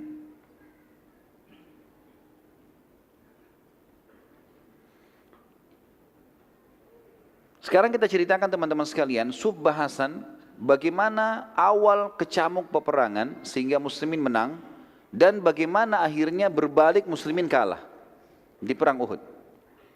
Dan ini perlu dijelaskan dan disatukan dalam sebuah subjudul supaya orang mengenang memang awalnya menang dan akhirnya dikalahkan, tapi nanti akan ada kemenangan lagi. Masih satu rentetan. Ya. Karena banyak orang cuma mengatakan di Uhud muslimin kalah. Simple seperti itu saja. Enggak dijelasin kalau sebenarnya mereka menang awalnya. Awal kemenangan muslimin, kita jelaskan ceritanya. Pada zaman dahulu tentunya saya bilang tadi bendera adalah simbol kemenangan. Kalau masih ada berarti menang. Kalau tidak ada berarti kalah. Seperti itulah. Maka ada 3 orang sahabat yang mulia namanya Hamzah bin Abdul Muttalib masyhur. Kemudian Ali bin Abi Thalib, ponakannya sendiri, dan Asim bin Thabit. 3 orang ini teman-teman sekalian berkumpul semuanya, bersepakat mengatakan, ini begitu pecikan takbir Nabi kumandangkan, kita bertiga serang pemegang benderanya Quraisy. Enggak usah lawan yang lain, cari pemegang bendera, tebas nih. Bunuh supaya jatuh benderanya. Karena pasukan mereka lebih banyak. Muslimin 700, ini 3000, gitu kan. Tadinya 1000 tapi kan 300 munafik pulang ke Madinah. Ternyata betul terjadi. Pada saat itu teman-teman sekalian yang memegang benderanya Quraisy dari keturunan Abdiddar. Kalau masih ingat rentetan histori pertama, sirah pertama saya jelaskan tentang Abdiddar dan Abdul Manaf, gitu kan? Salah satu turunan kakek Nabi SAW. Intinya seperti itulah. Ini kalau saya rentet panjang lagi. Yang jelas ini masih keluarga Nabi SAW. Hamzah dan Ali datang. Dan ini pelajaran teman-teman. Dalam masalah akidah sudah tidak ada lagi batas. Enggak ada lagi namanya kerabat, apalagi kalau di medan perang. Ini sudah berbeda hukumnya. Maka keduanya pun, suku Abdiddar waktu mau pergi, waktu di perang Badar mereka yang pegang bendera. Dan akhirnya kalah orang-orang musyrik. Abu Sufyan di perang Uhud mengatakan, hai anak-anak Abu Talha. Abu Talha kebetulan dianggap kepala sukunya Abdiddar. Anakmu ini 6 orang laki-laki mau ke perang, ikut perang. Di Badar kita dikalahkan gara-gara kalian yang pegang bendera dan jatuh. Kalau sekarang kalian tidak bisa memegang bendera, tidak bisa pegang amanah ini dan akan jatuh dikalahkan, maka berserahkan pada kami. Kami kasih kepada suku-suku yang pemberani. Maka ke-6 anaknya, atau Abu Talha mengatakan, kami tidak akan menyerahkan bendera ini kepada selain kami walaupun kami semua terbunuh. Datanglah anak pertamanya Abu Talha, pegang bendera. Begitu takbir, Hamzah dan Ali dan ini Asim, tiga-tiganya menyerang. Tiga orang ini menjadi pengemban bendera 1 orang itu. Berhasil dibunuh. Jatuh bendera. Awal serangan ini. Di awal serangan. Begitu bendera jatuh, biasanya bendera dulu dibuat tinggi sekali. Dan besar kainnya. Jatuh. Orang-orang Quraisy shock ini. Kok bisa? Awal kecamuk peperangan dan biasanya bendera itu bukan di depan. Bendera ditaruh di tengah-tengah. Di depan paling bendera-bendera kecil. Kalau bendera yang besar itu harus di tengah-tengah pasukan supaya tidak langsung jatuh. Tapi ini berhasil. Hamzah, Ali dan Asim berhasil. Datang anak keduanya Abu Talha. Pegang bendera lagi. Tapi 3 orang sahabat ada di sekitar situ. Sekitar bendera. Emang nunggu. Ternyata ada 1 orang datang angkat. Dibunuh lagi. Datang anak ketiga angkat. Dibunuh lagi. Anak keempat datang. Dibunuh lagi. Sampai 4 orang. Terakhir pada saat datang anak kelimanya Abu Talha. Dan mengangkat bendera. Maka sempat dibunuh oleh Asim. Hamzah dan Ali tidak sempat membunuh, tapi Asim membunuhnya. Kemudian anak ke-6-nya Abu Talha yang terakhir sempat juga datang mengangkat bendera, tapi dibunuh oleh Sa'ad bin Abi Waqqas. Sa'ad bin Abi Waqqas. Ya. Kebetulan teman-teman sekalian, anak keempat waktu 6 orang ini mati, pas yang keempat yang dibunuh oleh Asim bin Thabit, anak keempat ini waktu lagi dibunuh sama Asim, pas ditebas sama pedang. Ada saudarinya perempuan, anaknya Abu Talha tapi perempuan, namanya Sulaif. Sulaif ini waktu lihat bergelimangan saudara-saudara laki-lakinya, 3 orang, ini yang keempat ditebas oleh Asim, dia pikir Asim yang bunuh semuanya. Dia nggak tahu ini. Maka dia sakit hati. Dia kemudian kembali ke tengah-tengah pasukan musyrikin, lalu dia menggunakan gendangnya, rebana karena perempuan dibawa oleh orang-orang Quraisy biasa untuk memotivasi pasukan. Mereka menari-nari segala. Lalu dia pukul gendangnya, lalu dia mengatakan si Sulaif, siapa yang bisa membunuh Asim untukku, lalu dia membawa batok kepalanya kepadaku, maka aku akan isi seukuran batok kepalanya Asim emas buat dia. Dia motivasi orang untuk perang, bunuh Asim ini. Mendengar kalimat tersebut, orang-orang Quraisy yang ada sekitar situ tamak, mau tahu kalau ini Sulaif ini orang kaya. Maka mereka pun akhirnya mengeroyoki Asim pada saat itu, berusaha mencari dan mengeroyoki Asim. Sulaif pada saat itu, teman-teman sekalian, kemudian menyiapkan beberapa emas yang dia harus berikan, sampai akhirnya Abu Sufyan mengeluarkan instruksi. begini isinya. Sebagaimana mereka muslimin menyerang bendera kita, sekarang kita serang bendera mereka. Karena ini bendera sudah nggak bisa nih. Dan harus ada satu orang yang memegang bendera dari Abdiddar. Gitu kan. Angkatlah bendera. Maka datang Suwaib tadi. Yang sempat kita sebutkan namanya Suwaib ini adalah budak Abdiddar. Dia datang lalu dia pegang, lalu dia kibar-kibarkan. Sambil pasukan musyrikin berusaha melindungi bendera tadi dan mencari siapa yang memegang bendera dari muslimin. Waktu itu kebetulan yang pegang bendera Mus'ab bin Umair radhiyallahu anhu, nanti kita kisahkan juga bagaimana meninggalnya beliau. Pada saat itu teman-teman akhirnya perang mulai memanas dan target mereka adalah saling menjatuhkan bendera satu sama yang lain. Pada saat itu Hamzah, Ali dan Asim, ketiga orang ini tetap tidak mau, walaupun pasukan Quraisy melindungi pemegang bendera, tetap mereka berusaha bertiga menjatuhkan bendera. Dan Asim pun tetap tidak peduli dengan penawaran Sulaif tadi kepada orang-orang Quraisy. Akhirnya ketiganya berhasil membunuh budak tadi, Suwaib, dan bendera Quraisy jatuh. Gara-gara ini teman-teman sekalian, kena bendera sudah 8 kali jatuh. Dan Suwaib waktu jatuh, ditusuk oleh 3 orang sahabat ini, sempat jatuh. Dia terpotong tangannya kanan, dia pegang bendera dengan tangan kiri, terpotong tangan kiri, dia pegang dengan tangan kanannya, sampai ditebas, dia jatuh pun ke tanah, dia masih pegang bendera itu. Dia masih berusaha jepit, sampai Sa'ad bin Abi Waqqas datang dan membunuhnya. Pada saat itu, Sa'ad bin Abi Waqqas tentunya membunuhnya bukan dengan pedang, bukan datang ke dia membunuhnya, tapi dari jarak jauh, Nabi SAW melihat pemegang bendera, Suwaib sekarang, dan Hamzah, Ali dan Asim lagi mengeruyuinya. Begitu dia jatuh, dia masih pegang bendera. Kata Nabi SAW, diambil anak panah kepada Sa'ad, hai Sa'ad, lemparlah, panahkan dengan taruhan ibu dan ayahku. Ini biasanya orang Arab ucapkan, ini bukan sumpah ya. Artinya, posisimu aku posisikan sebagaimana aku hormati kedua orang tuaku. Biasanya orang Arab kalau mau memohon dengan ucapkan kalimat itu. Maka Sa'ad mengatakan, aku belum pernah melihat ada orang yang mengucapkan kedua kalimat ini. Artinya Nabi SAW mengatakan, aku memposisikan kamu, ya, menghormati kamu sebagaimana aku hormati kedua orang tuaku, kecuali aku. Maka aku pun melepaskan anak panah dan akhirnya Suwaib mati terbunuh. Waktu mati terbunuh teman-teman, bendera Quraisy jatuh. Hamzah, Ali dan Asim sengaja menginjakkan kuda mereka di bendera Quraisy. Dan akhirnya tidak bisa lagi ada Quraisy yang mendekat. Setiap mendekat diserang, setiap mendekat diserang. Akhirnya kocar kacir semua. Pasukan Quraisy kocar kacir pada saat itu. Jadi saking kocar kacirnya, ya, pada saat itu teman-teman sekalian, sampai muslimin mengatakan, kami menyaksikan di perang Uhud yang hadir ya, seluruh pasukan Quraisy, ribuan orang itu semuanya berlari, meninggalkan harta mereka, meninggalkan kuda mereka, sampai-sampai mereka meninggalkan kaum wanita mereka yang ikut-ikutan lari bersembunyi di belakang pohon-pohon kurma dan di gunung-gunung atau bukit-bukit. Padahal itu sebenarnya aib besar bagi mereka ya kalau meninggalkan kaum wanita.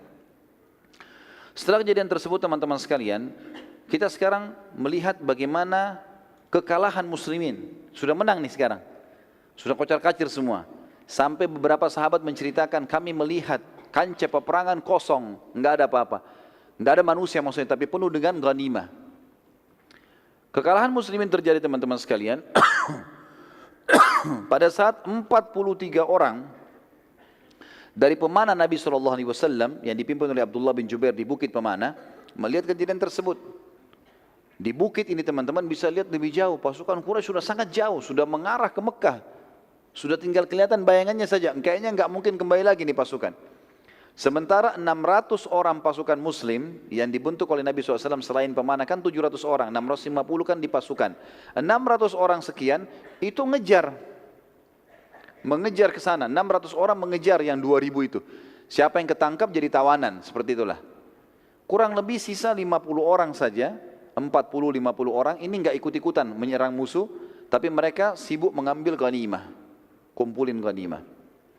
Melihat kejadian tersebut, orang-orang ini, 43 pemanah ini teman-teman sekalian,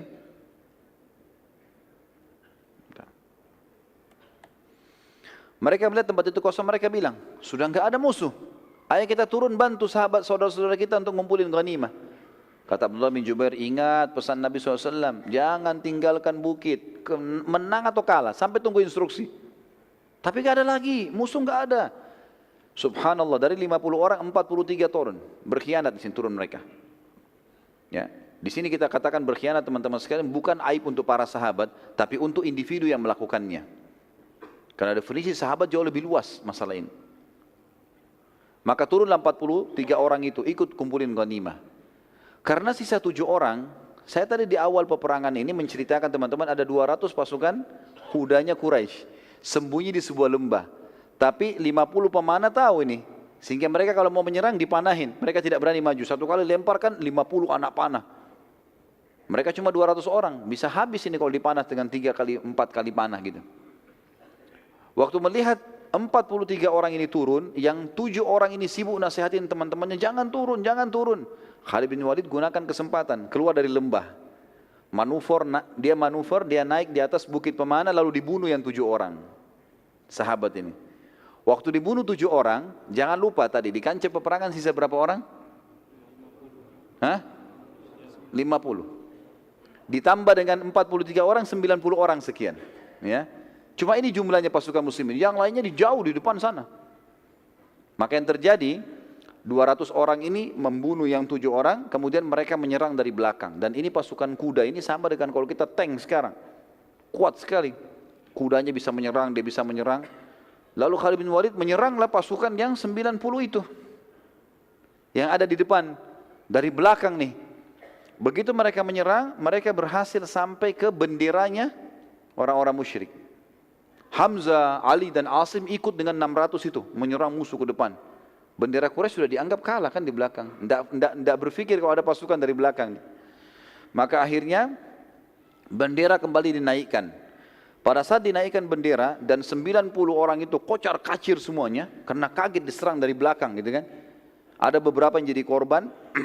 Maka Khalid bin Walid dan pasukannya meneriakkan yel-yel Quraisy. Sambil angkat bendera dikebar-kebarin, sambil teriak-teriak angkat yel-yelnya. Maka orang-orang Quraisy yang dari jauh itu rupanya ada yang dengar, saling mengingatkan, ada bendera berdiri, bendera berdiri. Akhirnya pasukan yang sudah jauh kembali. 2000 lebih itu kembali. Dari belakang 200, pasukan muslimin di sini 600 ada di tengah-tengah. 2000 ini kembali nyerang. Gitu kan?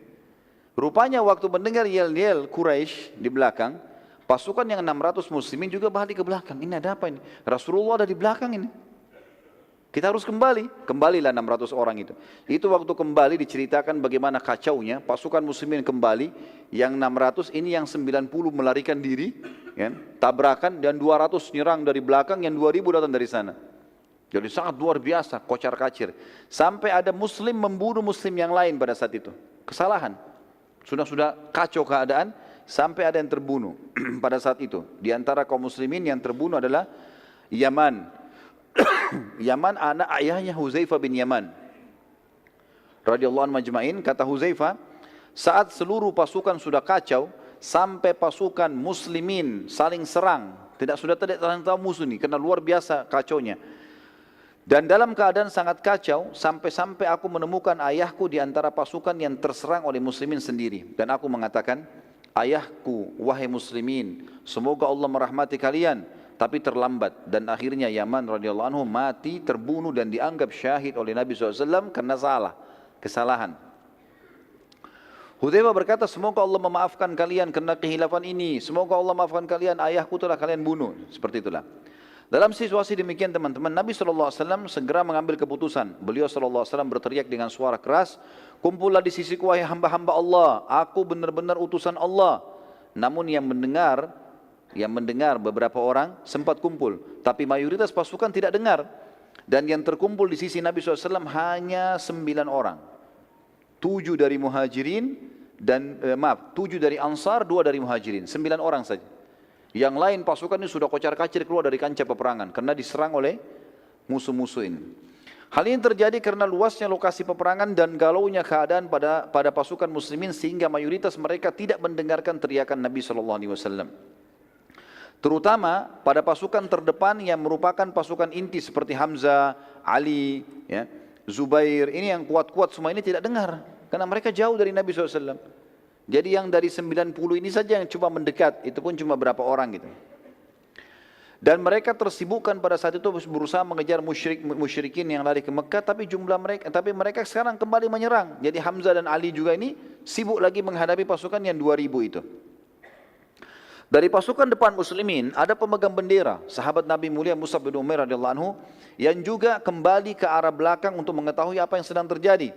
Pada saat situasi kacau, Mus'ab diserang oleh pasukan Khalid bin Walid dan mereka berhasil memotong tangan kanannya Mus'ab yang memegang bendera. Lalu Mus'ab memegang dengan tangan kirinya, kemudian dipotong lagi tangan kirinya, sisa dengan tangannya dia memegang bendera, lalu pasukan Khalid bin Walid menusuk dadanya. Dan sebagian riwayat menyebutkan Ibnu Qami'ah yang telah menusuk dada Mus'ab bin Umair dan beliau mati syahid pada saat itu. Dan akhirnya bendera muslimin jatuh. Bendera muslimin jatuh. Dari sisi lain Hamzah dan pasukan muslimin lainnya yang masih di depan tidak menyadari adanya serangan dari belakang dan bagaimana kacaunya keadaan pasukan pada saat itu serta serangan Khalid bin Walid. Pada saat itu pun waktu Hamzah mulai mau kembali dan melihat kekacauan di sana, ternyata dari belakang juga sudah ada serangan, maka Wahsy menggunakan kesempatan.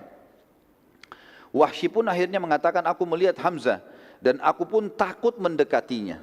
Aku pun takut, dengan dia orangnya kekar, kuat. Kita sudah ceritakan Hamzah dulu kalau berburu apa? Singa. Di masa jahiliyah. Saking kuatnya fisiknya. Maka Wahsy mengatakan, aku coba mencari peluang di mana aku bisa membunuh orang ini sehingga aku lolos dari keterbudakan. Wahsy pun menceritakan kejadian tersebut berkata, saat tombak aku lemparkan, aku berhadapan dengan Hamzah, maka aku buru-buru melemparkan tombakku dan tertancap di perut Hamzah sampai tembus ke belakang. Sementara Hamzah di atas kudanya. Hamzah tidak terjatuh dan ia malah menghadap ke arahku dan maka aku pun sangat ketakutan. Dan ia terus saja mengejar ke arahku sampai aku berusaha melarikan diri secepat mungkin. Hamzah pakai kuda, tapi dia tertusuk ini tombak. Orang lain sudah mati nih. Tapi Hamzah dengan izin Allah sementara masih bisa lari. Bahkan Hamzah sempat mendekati Wahsy. Pada saat sudah dekat, banyaknya darah yang mengalir membuat Hamzah akhirnya jatuh. Kata Wahsy pada saat itu pun akhirnya, aku berhasil lolos dari keterbudakan karena Hamzah sudah mati.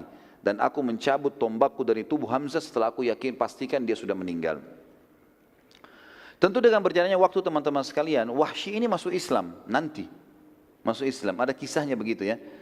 Dan dia berkata, masih saja aku dihantui perasaan bersalah karena telah membunuh paman Nabi SAW dan tidak akan bisa terbayar kecuali dengan mati syahid di jalan Allah. Dan aku membunuh pemimpin orang kafir yang setimpal kedudukannya dengan Hamzah. Akhirnya Wahsy pun memenuhi niatnya dan dialah satu-satunya yang telah membunuh Musailamah Al-Kadzab, orang yang mengaku Nabi. Pada saat akhir hidupnya Nabi SAW dan pada saat Nabi meninggal di pasukan Abu Bakar, Wahsy ikut. Dan Wahsy membunuh Musailamah Al-Kadzab dengan tombak yang dia pakai bunuh Hamzah. Dia bersihkan, dia rapikan, lalu dia tombak ke arah yang mirip dengan Hamzah. Maka dia mengatakan, Wahsy berkata, inilah imbalan atas terbunuhnya paman Nabi SAW. Dan juga perlu diketahui pada saat Wahsy masuk Islam, Nabi SAW menerima Islamnya. Tapi Nabi mengatakan, wahai Wahsy, jangan sering tampil di hadapanku. Begitu saja, karena Nabi masih ingat ya. Hamzah ini pada saat terbunuh nanti kita akan lihat bagaimana korban-korban Uhud, luar biasa menyedihkan gitu kan. Nabi SAW kata Umar bin Khattab, belum pernah kami lihat Nabi SAW menangis seperti menangisnya pada saat lihat jenazah Hamzah. Hidungnya terpotong, darah semua, dadanya terbelah, segala macam ini ya. Hal-hal yang buruk sekali. Nabi SAW, kita kembali kancah peperangan, mengatakan, wahai muslimin, kumpullah di sekitarku, wahai hamba-hamba Allah, aku benar-benar utusan Allah. Para sahabat berusaha kumpul dan tadi hanya terkumpul sekitar 9 orang, 7 dari Ansar dan 2 dari Muhajirin. Sementara pasukan Khalid bin Walid melihat kesempatan ini untuk menyerang Nabi SAW. Karena waktu Nabi teriak, akhirnya ditahu posisinya Nabi oleh pasukannya Khalid bin Walid. Pasukan yang 600 sekarang sudah akan berhadapan dengan yang 2000 sekian. Maka pasukan Khalid bin Walid yang 200 ini mengarahkan, karena yang 90 sudah kacau balau dari pasukan muslimin, mengarahkan ke arah suara Nabi SAW. Pada saat itu teman-teman sekalian, 9 orang sahabat ini berusaha untuk membela Nabi SAW, tapi semuanya terbunuh 9-9-nya di tangan Khalid bin Walid dengan pasukannya. Terbunuh semuanya, karena mereka jalan kaki, 200 orang ini semua berkuda. Sampai tertinggal Nabi SAW. Utbah bin Abi Waqqas dan Abdullah ibn Abi Kami'ah Ini Utbah, saudaranya Sa'ad bin Abi Waqqas ya. Tapi dalam keadaan kafir, ikut dengan pasukan musyrikin. Utbah bin Abi Waqqas dan Abdullah bin Abi Qami'ah, keduanya dari pasukan Khalid berusaha menyerang Nabi SAW. Dan Nabi SAW saat itu masih ditemani oleh satu orang sahabat. Maaf, tadi bukan tinggal sendiri, tapi ada satu orang, Talha bin Ubaidillah. Dan menyusul sahabat yang lain menyusul, datang itu Sa'ad bin Abi Waqqas, saudaranya Utbah. Lalu duanya mendampingi Nabi SAW. Keduanya berusaha bertahan, namun beliau SAW bersama dengan sahabat ini, dua-duanya, tiga-tiganya jatuh ke dalam lubang yang telah dibuat oleh Abu Amir. Yang tadi kita sudah sebutkan namanya, orang yang mau mengaku raja kemudian tidak jadi di Madinah. Dan dia diberikan julukan Abu Amir al-Fasiq, orang fasik ini, karena dia dianggap orang yang buruk. Dalam situasi seperti itu, Nabi SAW masuk dalam lubang, kemudian juga Sa'ad masuk dalam lubang, Talha masuk dalam lubang yang bersebelahan, berbeda gitu. Maka Abdullah bin Abi Qami'ah segera menghantamkan pedangnya dari atas lubang ke arah punggung kanan Nabi SAW. Dan pada saat itu Nabi SAW terkena punggung sebelah kanan Nabi SAW. Tapi ada baju besi. Dan tidak melukai Nabi SAW. Tapi Nabi mengatakan dalam sebuah riwayat sahih, aku masih merasakan sakitnya selama sebulan. Pukulan itu. Dan ini menandakan teman-teman sekalian, Nabi saja bisa merasakan sakit. Apalagi manusia biasa. Gitu kan? Wajar itu.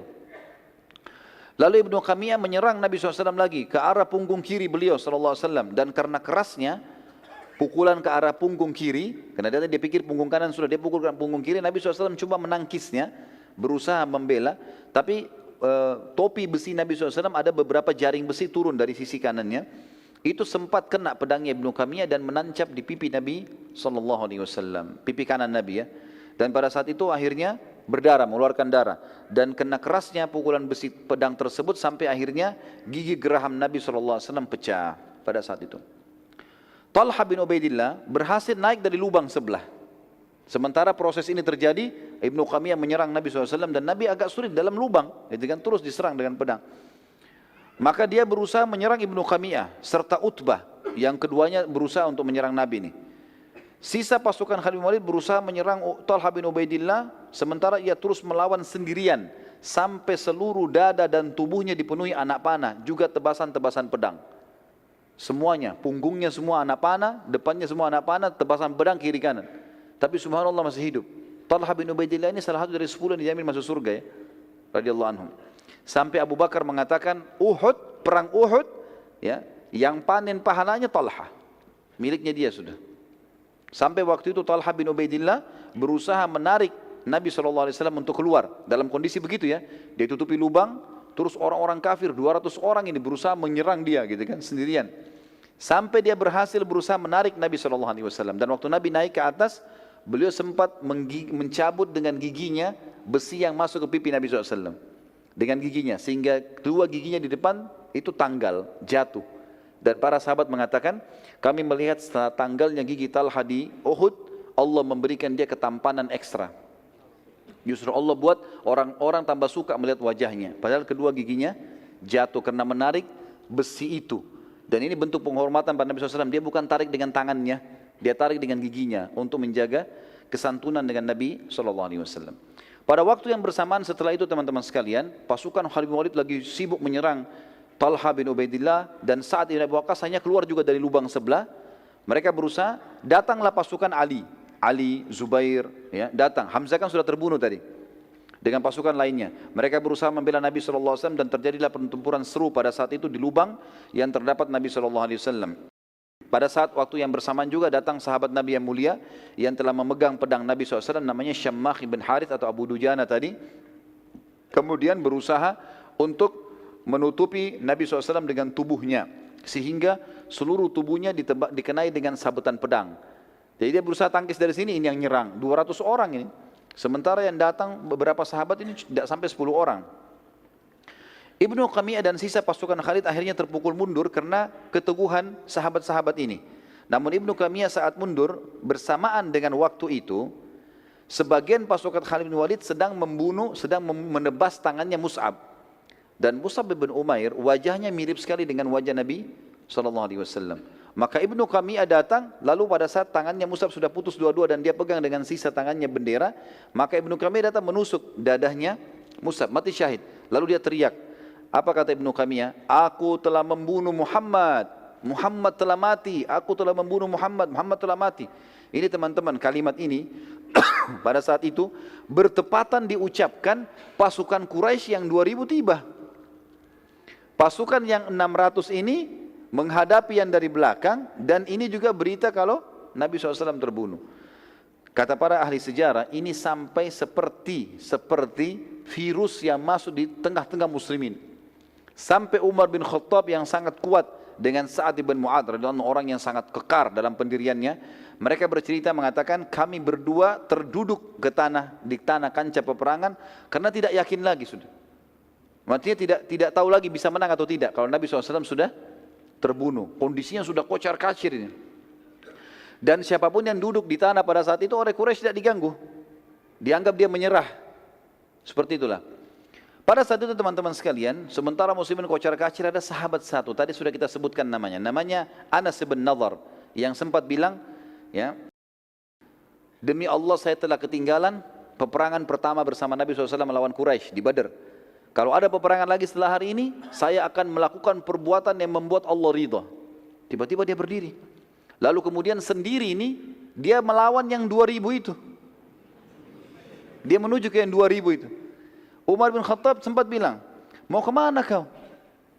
Dia bilang ke arah Uhud. Kancah peperangan. Kata Umar sama Sa'ad, tapi Rasulullah SAW sudah mati. Beritanya begitu. Anas menjawab dengan kalimat luar biasa. Apa dia bilang?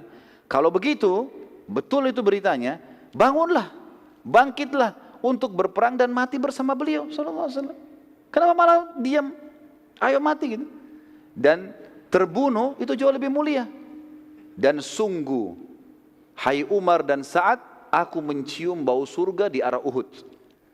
Kemudian beliau radhiyallahu anhu menyerang pasukan kafir sampai terkoyak, dan waktu dicari tidak ditemukan potongan badannya, terkoyak-koyak oleh musuh, gitu kan? Tapi mati syahid di sini. Umar mengatakan, dan saat dua-duanya, sungguh kalimat Anas telah membakar kembali semangat kami, dan kami saling berkata, benar, kenapa kita tinggal diam? Maka keduanya pun kembali ikut berperang, dan mulai, entah harus mulai dari mana, tapi mereka berperang. Umar berkata, aku pun coba mengumpulkan senjata apa saja yang aku bisa, lalu aku pakai menyerang. Sa'ad juga berkata, kami lalu berusaha mengikuti saja Anas.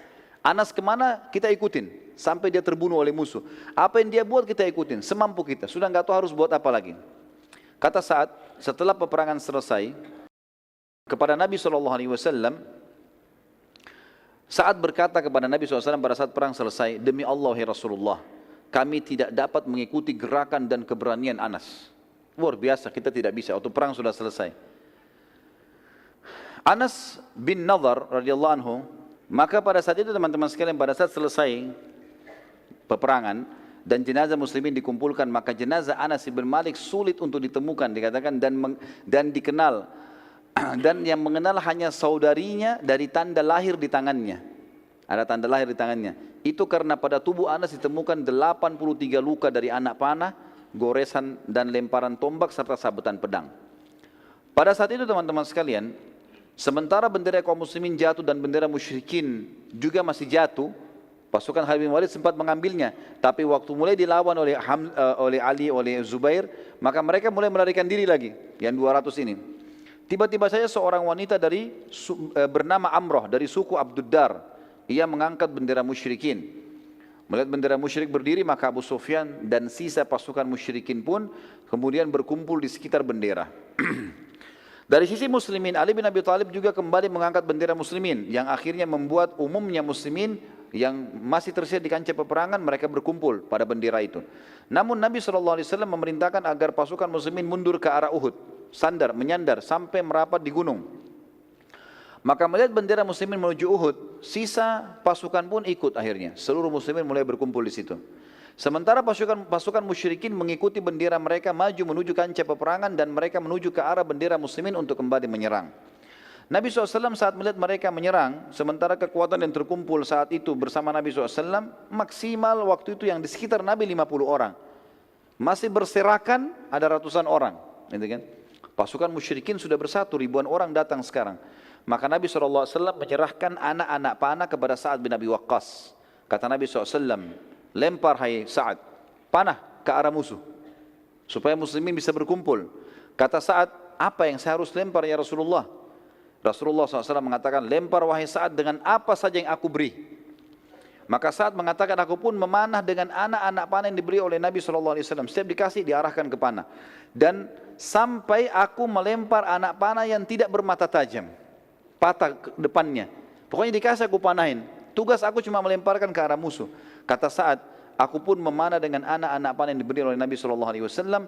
Dan demi Allah, setiap anak panah yang dilempar mematikan musuh. Jadi satu anak panah dilempar mati, satu mati. Jadi mungkin lebih dari 20 anak panah dilempar oleh Sa'ad, semuanya membunuh. Mati, termasuk yang tidak ada runcingnya tadi itu. Subhanallah, kata ahli sejarah, gara-gara perilaku ini, kejadian ini, orang-orang Quraisy berhenti. Enggak jadi menyerang, yang 2000 itu enggak jadi menyerang. Ini setiap anak panah bunuh satu. Ini bermasalah, padahal cuma Nabi sama Sa'ad, mereka lihat dari jauh. Gitu kan? Pada saat itu muslimin mulai berkumpul dan terpojok, gitu kan? Pasukan Khalid bin Walid dan semua perangkat perang lengkap, mereka semuanya berkuda, kembali juga ingin menyerang. Atur strategi, karena saat sekarang cuma memanah, tapi kalau dari dua sisi yang sekian ratus pasukan dan sekian ribu pasukan ini menyerang semuanya, ini kesulitan akhirnya. Sa'ad pun berkata, lalu aku memanah ke arah pasukan Khalid bin Walid dan subhanallah, setiap anak panah yang aku panahkan lagi membunuh satu prajurit Khalid. Dari 200 itu terbunuh lagi 10 orang, terbunuh lagi 20 orang. Dengan 5-6 anak panah saja, pasukan Khalid bin Walid berjatuhan satu sama yang lain. Bahkan ada anak panah yang dilemparkan, kena satu dan tembus ke orang yang lain di belakangnya. Melihat kejadian tersebut, Khalid bin Walid berhenti dan khawatir akan serangan Sa'ad. Ini bahaya. Satu orang tapi memberhentikan begini, tentu dengan hikmah Allah. Melihat pasukan Khalid bin Walid berhenti menyerang, maka dari sisi lain pasukan inti Quraisy ada satu orang, pimpinannya namanya Ubay bin Khalaf. Ubay bin Khalaf ini teman-teman sekalian, orang yang pernah sombong sekali di Mekah. Dia pernah memperlihatkan kudanya, yang memang dia prajuritnya Quraisy. Dia pernah lihatkan dan dia mengatakan, hai Muhammad, lihat kuda ini, lihat pedang ini, lihat panah ini, aku akan membunuhmu dengan ini semua. Kata Nabi SAW, aku yang akan membunuhmu dengannya insya Allah. Waktu masih di Mekah ini ceritanya. Rupanya dia lihat ini, dia sudah dengan pakaian perangnya, dia lihat Nabi SAW. Maka dia sudah mengatur strategi untuk menyerang. Melihat kejadian tersebut, Nabi SAW meminta sebuah tombak kepada Ali bin Abi Thalib radhiyallahu anhu. Dan kata Ali bin Abi Thalib, demi Allah, Nabi SAW memegang lembing tersebut, mundur ke belakang, kemudian melempar ke arah Ubay bin Khalaf. Pada saat dilempar lembing tersebut, kami semua terlempar. Saking kuatnya lemparan Nabi SAW. Di sekitarnya ada beberapa belas orang, itu terlempar semua. 50 orang tadi terlempar karena kuatnya lemparan Nabi SAW, kata Ali bin Abi Thalib. Dan subhanallah, lembing itu tidak menancap di dadanya Ubay. Dia hanya kena di lehernya Ubay itu, antara topi besi dengan baju besinya ada celah. Kena di situ, nyobek itu saja. Garis sedikit, keluar darah sedikit. Begitu kena, lalu Ubay berkata dengan pasukan Quraisy, Muhammad telah membunuhku. Dia bilang gitu. Ketakutan dia. Dan dia jatuh teriak-teriak pegang sakit lehernya. Orang-orang Quraisy datang dekat, mereka mengatakan luka coret sedikit. Dia bilang, demi Allah kalau Muhammad ludahi aku sekarang aku mati.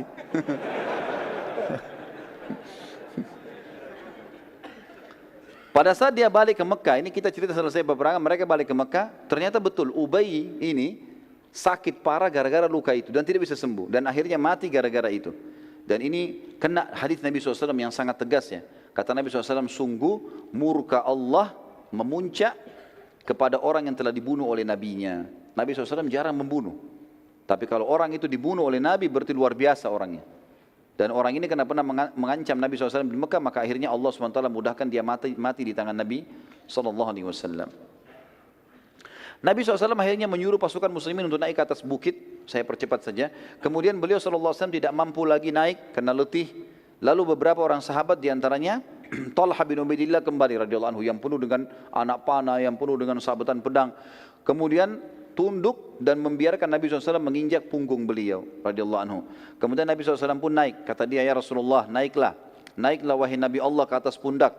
Maka naiklah Nabi SAW sampai akhirnya berhasil menaiki bukit atau gunung Uhud itu sendiri. Para sahabat pun naik bersama dengan Nabi SAW, dan pada saat Nabi SAW di atas dan para sahabat sudah naik ke atas, bersembunyi di atas, sempat Uhud goncang, goyang. Maka Nabi SAW menyentakkan kakinya sambil mengatakan, tenanglah hai Uhud, sesungguhnya di atasmu ada seorang Nabi, ada Siddiq, Abu Bakar, dan ada syahidan. Dua orang mati syahid, ada Uthman dan ada Ali, ada Umar dan ada Uthman, radhiyallahu ajma'in gitu. Pasukan Quraisy kemudian mendekati sekitar gunung Uhud di tempat para sahabat sembunyi, lalu Abu Sufyan selaku pemimpin pasukan berteriak dengan suara keras mengatakan, apakah masih ada Muhammad di antara kalian? Nabi SAW mengatakan, jangan ada yang jawab. Abu Sufyan tanya lagi, apakah masih ada Abu Bakar di antara kalian? Nabi SAW mengatakan, jangan ada yang jawab. Abu Sufyan tanya lagi yang ketiga kali, apakah ada Umar di antara kalian? Maka Nabi SAW mengatakan, jangan ada yang jawab. Abu Sufyan mengatakan, kalau ketiga orang itu sudah tidak ada, berarti urusan kalian sudah habis. Artinya dia tahu kekuatan muslimin di Nabi, di Abu Bakar dan Umar, gitu, radhiyallahu anhu ajma'in. Umar bin Khattab waktu itu tidak bisa tahan teman-teman sekalian, lalu kemudian dia teriak mengatakan, semoga Allah menghinakanmu, wahai musuh Allah. Mereka semua masih hidup. Dan Abu Sufyan ini tahu suaranya Umar. Maka Abu Sufyan bilang apa? Demi Allah hai Umar, aku lebih percaya kamu daripada Ibnu Qami'ah. Tadi Ibnu Qami'ah siapa? Yang menyebarin isu kalau dia bunuh Nabi SAW kan? Aku telah bunuh Muhammad, kan dia yang sebarin itu. Kata Abu Sufyan, demi Allah aku lebih percaya kau daripada Ibnu Qami'ah. Berarti betul Nabi SAW masih hidup. Lalu kemudian Abu Sufyan mengatakan, telah menang Hubal, patungnya mereka kan? Kata Nabi SAW, tidakkah kalian jawab? Kata Umar, apa kami jawab ya Rasulullah? Kata Nabi SAW, jawab, katakan, Allah jauh lebih mulia dan terhormat. Maka Umar berkata, Allahu a'az wa akram. Allah itu lebih mulia dan lebih terhormat. Abu Sufyan berkata lagi, kami memiliki Al-Lat dan tidak ada Lat untuk kalian. Lat ini nama patungnya mereka. Umar menjawab, Allah satu-satunya tempat bersandar kami. Abu Sufyan berkata lagi, sungguh inilah imbalan atas kekalahan kami di Badar. Perlu aku ingatkan bahwa pada jenazah-jenazah kalian terdapat mutilasi dan pengerusakan pada jasad mereka yang tidak aku perintahkan dan tidak aku larang. Pasukanku ini ada yang mutilasi loh, ada yang potong-potong tangan, ada yang potong kuping, ada yang potong hidung. Tapi ini tidak aku perintahkan dan aku juga tidak larang karena mereka dendam kejadian di Badar. Umar menjawab, sungguh korban kami pasti masuk surga dan korban kalian masuk neraka. Lalu pasukan Quraisy balik menuju ke arah Mekah teman-teman sekalian, sementara Nabi SAW dan para sahabat sibuk mengurus jenazah mujahidin. Nabi SAW sempat menanyakan beberapa orang sahabat, diantaranya Sa'ad ibn Rabi' radhiyallahu anhu yang ada ditemukan diantara korban muslimin. Dan Nabi SAW berkata kepada para sahabat, carikan untuk saya Sa'ad ibn Rabi'. Para sahabat menyebar, sampai hanya ada seorang sahabat menemukan dia lalu berkata, wahai Sa'ad, Sa'ad lagi penuh dengan darah, lagi sementara mau sakarat ya.